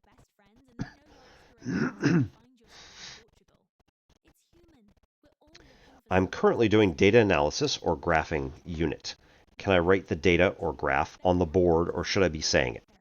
The data or graph are details about the task that you do not want to burden the students' cognitive loads with. Many teachers will provide each group with a sheet of paper that has the data on it or a graph. Then what you do with the data or graph is given verbally. I work in a reality where students have to take externally set final exams that have a heavy focus on textual tasks. How do verbal instructions help prepare them for that? They don't. Verbal instructions fast-track thinking. Toward the end of the year, you could start preparing your students for textual tasks. Some teachers do this by once in a while giving a task textually and having groups spend 5 to 10 minutes just decoding what they think the task is, asking and then debriefing this in a whole class discussion. This gradually gives way to having them decode and solve in groups before discussing a task as a class, and so on until students are doing it individually. But no, the teachers who do this well do not begin with this until the last third of the year, and then they only do it intermittently. Do I pre-teach my students how to do tasks? And I do pre-teach my students how to do tasks, and I do it so that they can be successful. What's wrong with that? There's nothing wrong with wanting your students to be successful. We all want that. The question is what it means to be successful. For a long time, education in general has taken to mean that they can mimic how to do a task well. Out of this has emerged a discourse of being deliberate and intentional about the examples and instructions we give students. But, as discussed previously, mimicking is not the same as learning, and mimicking is antithetical to thinking. So if we want to measure our success to be that our students are thinking, then we have to be deliberate and intentional about how we create and maintain an environment that promotes and sustains thinking, and this cannot include mimicking. Somehow, this chapter does not feel relevant to my kindergarten classroom. We already use verbal instructions. Correct. The part about verbal instructions is rather redundant for primary teachers. However, where and when we give the task is still relevant. We found that even in primary classrooms, when there was a decrease in the number of students, in the number of questions asked when students were giving the task early in the lesson versus later in the lesson. The same was true of having students stand versus sit. However, this does not invalidate practices like carpet time at the beginning of the day, which take well over 5 minutes. Research showed that it was important to give these tasks within 3 to 5 minutes of when the teacher declares this lesson has started. In the primary grades, this declaration can come after carpet time.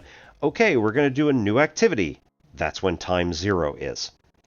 I want everybody to stand up and meet in that corner over there, and I'll give you instructions. How important is storytelling in giving tasks and instructions verbally? In every case in which we were able to create a story, students' uptake of the task was better. They had fewer questions, they were able to more quickly begin the task, and were less likely to misunderstand what they were meant to do. There are loads of research that support these observations. Egan, 1988, as well as the research on how to do mathematics through storytelling. Zazkis and Liljedahl, 2008. Maybe a little self-serving, but you know what, it's fine. But not all tasks lend themselves to being posed as a story, and not all teachers want to be storytellers. Understandable. What is inherent in storytelling can transfer to all tasks, however, is a narrative structure, a sense of chronology. The palindrome task does not lend itself to storytelling. That did not prevent us from creating a scripted narrative wherein the task emerges out of the discussion as a dialogue with the students. All right. Summary, macro moves. First thinking task, 3 to 5 minutes after you begin the lesson. Give the thinking task with the students standing loosely clustered around you. Standing, I guess, comma.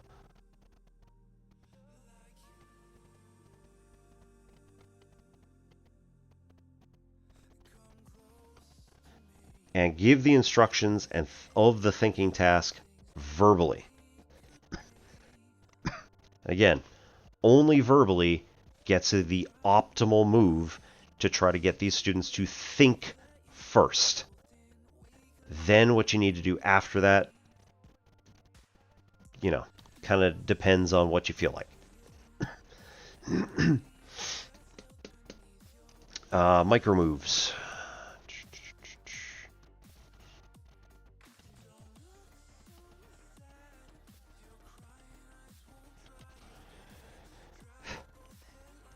Identify and create.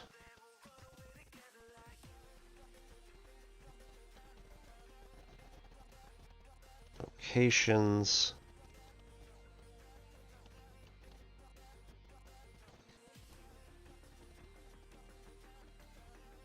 Where there is enough room.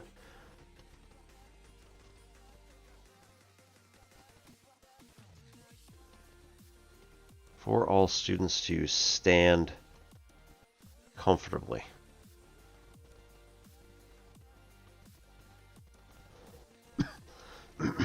Again, if you have students who are unable to stand or unable to stand for any significant length of time, i.e. 5 minutes, then make accommodations as necessary for those particular students. Obviously, don't call them out, just discuss it with them quietly somewhere else.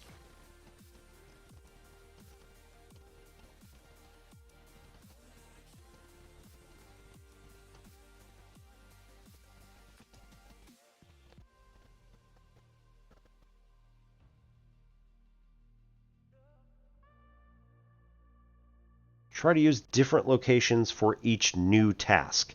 You don't want to always be predictable. You don't always want to be in the front left corner at the beginning of the day. You don't always want to end up in the back somewhere at the end of the day, etc. Vice versa, whatever.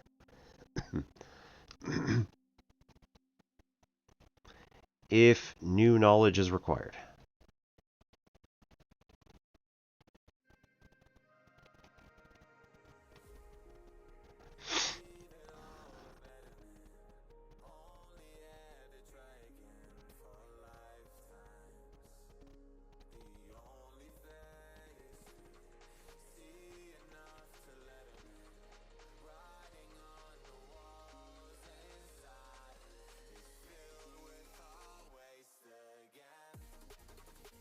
think about the minimum amount of direct instruction required.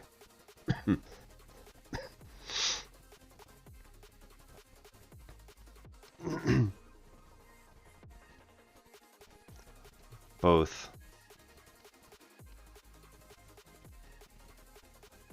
said aloud and written.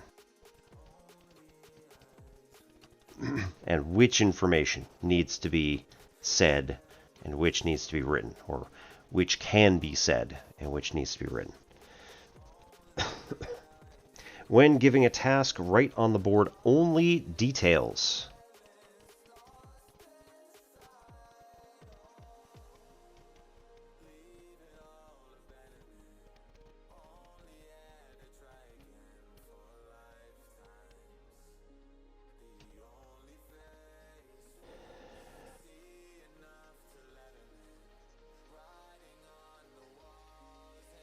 And when the students have start working, ask yourself if what is written on the board would make sense to a student who comes in late.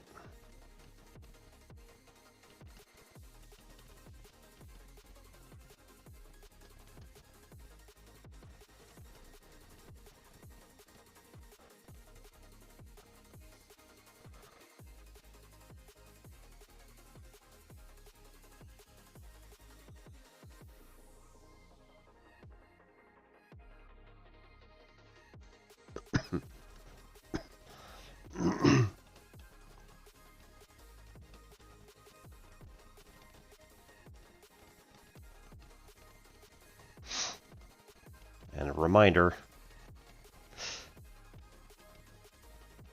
it should not. You don't want the student to be able to look at it and then instantly understand what the actual task is that's going on right now. They should go to a group and have them explain it. Again, it should be verbal. You don't want all of the stuff that's being written on the board to just make sense to somebody who wasn't there for the actual discussion of stuff. Again, you don't want them to make it. You don't want to make them feel bad per se, but you do want to make them think to themselves, I should probably get here on time. All right, questions. What are some things in this chapter that immediately feel correct?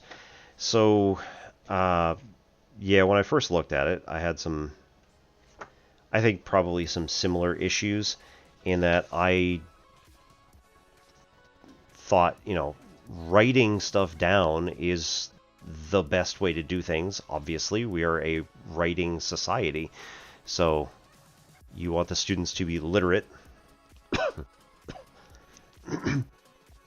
And also, like, the task is going to come when the task comes.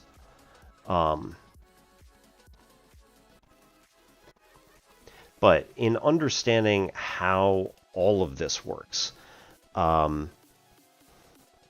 how all of the parts fit together nicely, like, complex gears, having students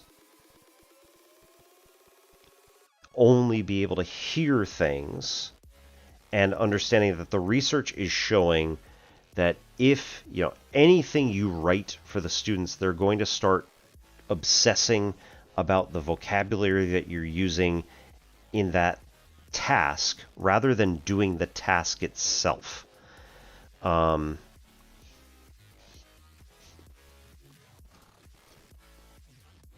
think that ends up becoming pretty important throughout the course of the semester. And the fact that you're, giving the task within the first 5 minutes means that you are not doing direct instruction. You are giving the students a quick little introduction, which again does not reduce their thinking in any way, shape, or form. You have to do something that does not reduce the amount of thinking they do while introducing the topic. I was always very much a Socratic style person. I wanted my students to get the full, like, long drawn out discussion if they need it, and me questioning, is this really what you meant? with them saying, well, no, not really, and then discussing it further. But understanding that we've got 5 minutes to hold everybody's attention, and that's it. And again, we're doing this to foster student thinking. This is the goal of this particular program. You could disagree with the goal. That's fine. But, like, according to what he researched, again, 400 teachers over 15 years, this is kind of the optimal practice that he found during this time.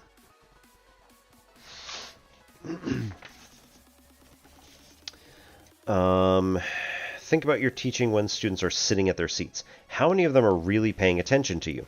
If a teacher were standing in the back of your class and was able to see what your students were really doing, what do you think they would see? There were probably 5 students at any given time out of 20, 25 who would be significantly paying attention, and the rest of them would be playing on their phones, chatting with their friends, or doodling, or literally anything else.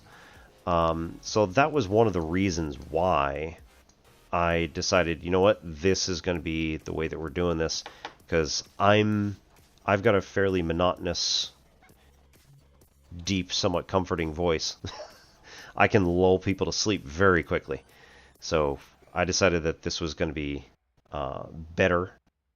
And I have mentioned in other sessions that essentially taking all of this as a whole is taking all of my 15 years worth of professional development, and after seeing most of these things being taken one at a time, consolidating them all into one gigantic practice rather than 12 smaller ones that never seem to work properly. So now with them integrating with each other, it makes a lot more sense. What would teachers observing my class see? They've told me. They have told me that it was, students were literally doing nothing, or sitting in the back, or, all sorts of stuff. So there was not a whole lot of doing work in my lecture style, so things needed to change. What is it about students standing in close proximity to you that changes the way they pay attention to you? I think I've mentioned this before. They're exposed, right? They're out from their desk. They can't hide what they're doing anymore. So if they're going to be playing on their phone, they're going to be standing and looking down like this, which is pretty obvious what they're doing. They're not paying attention, right? They're not looking up here. And if it's the first 5 minutes of class, I don't know if I can reach them if it's going to be the first 5 minutes of class. DCI Banks! Are Yorkshire kids witty having an American teacher? So I do not actually teach in Yorkshire, which perhaps is a missed opportunity here. But at the same time, I'm doing all the house stuff, which keeps me quite busy. And likely I would probably teach at Leeds Community College or something like that. Or whatever the equivalent is here. Leeds College. Some place that requires a master's and not a doctorate.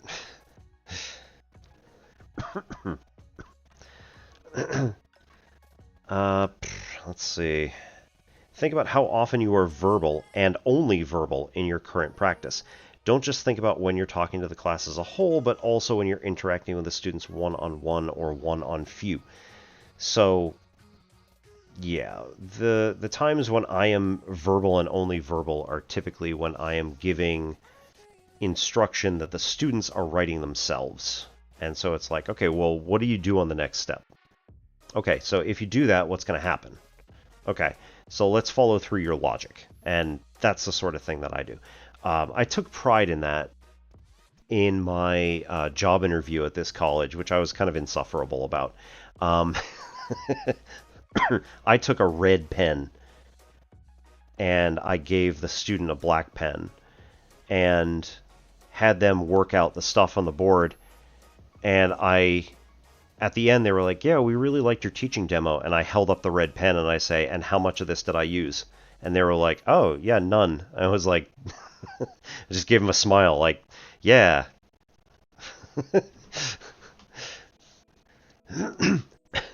Like I said, kind of insufferable. But at the same time, like, some of them took note and were like, okay, good to know. You're thinking about how much you are writing on the board versus your student is writing on the board. Think about how often you're verbal in interactions with people outside of your classroom. What are circumstances in which being verbal is not enough and you need to demonstrate, point, or write something to help the interaction? I mean, like, almost never.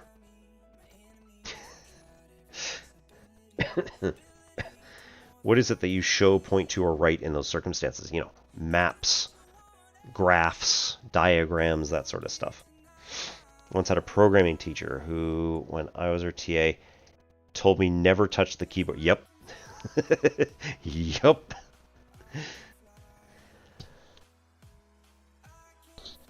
I will point to your mistake and tell you what line it's on. I will not type anything for you. On top of the fact that I type only in Dvorak, so forget it. Well, what's going to be the hardest part of trying to be verbal only while giving a task? Over-explaining was definitely my biggest problem. What are some challenges you anticipate you will experience in implementing the strategies suggested in this chapter, and what are some ways to overcome? All right, we're going to snooze again. Dvorak.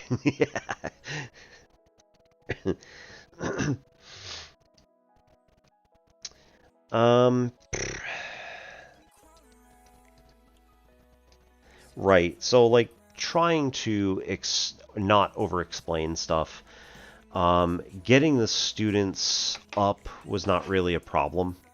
A couple of them, like, were just kind of about it, but, like, you're just like, all right, come here, everybody. And we come over here and start talking about something, and then, you point to the board, you do a few little diagrams and stuff based on what students say, and then we get into it. Sometimes I'll erase the diagram if it's something that I feel like somebody who's just walking in would understand. First 5 minutes, I think that actually is the worst part for me, because I don't give thinking tasks that only last 5 minutes, like the initial non-curricular. I don't do that very, very well.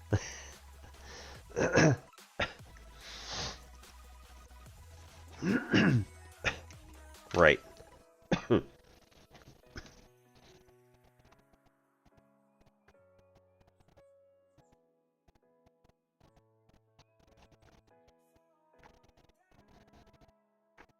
The tasks that are suggested for this one are script. Hey, let's look at these boxes. How many of them are there? There's 10. Okay, great. Now, look at this list of numbers. How many are there? 1 through 10. 10. Great. So your job is to place all the numbers 1 through 10 in the boxes. But there's a rule. 2 numbers that are next to each other in the list can't touch each other in the boxes. Some students will interpret next to mean side by side, and that's fine. When they're done rearranging the numbers in the boxes, snap your fingers and go, right, numbers that are next to each other in the list also can't be above or below each other in the boxes. When they're done with whatever rearrangement this rule requires, snap your fingers and go, right, they also can't be diagonal from each other, like corner to corner. Grades 4 through 12. Do the tax collector task. I hate it. Give the tax collector task as scripted in this chapter when a group has maximized their gain for 12 envelopes. Go to 18, then 24, then 30. You can keep going if you want. All right, so next time. Chapter 7, what homework looks like in a thinking classroom. So, what is it that we are going to be doing? We're going to look at what exactly homework is for, how exactly we should be grading it, all sorts of stuff. And then we will talk more about formative assessment later on in the semester, and then grades at the end. Didn't have a maths teacher in year 10-11, always out of supply. Oh no! We were the top set. Pretty messed up at our school, at a rough time keeping teaching. Yeah. Thank God for Khan Academy. Yeah. That can happen.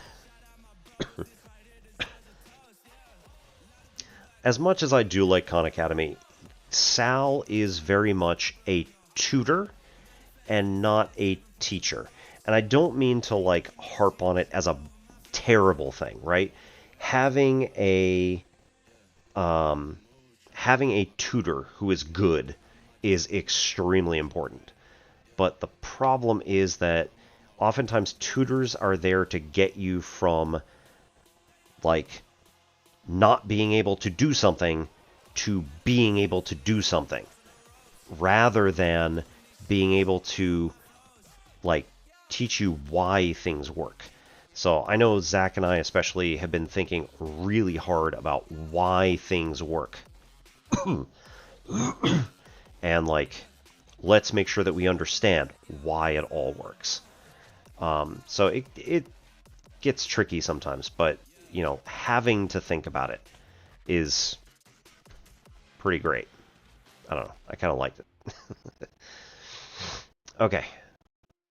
Tonight. Ooh.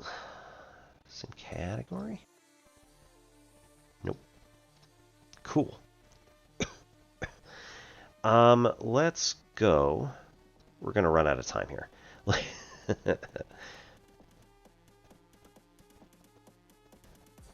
Let's go get Mathulu, who is doing Hollow Knight. Not math, but still, you know, fun times. So I will see you all tomorrow. Anybody who's interested, we will be doing a Hollow Knight-like game, which is 9 Souls. We will be doing more math content on Wednesday, which will be like actual content work. So if you have any particular questions about math content, please come in on Wednesday, and we will do all sorts of cool stuff.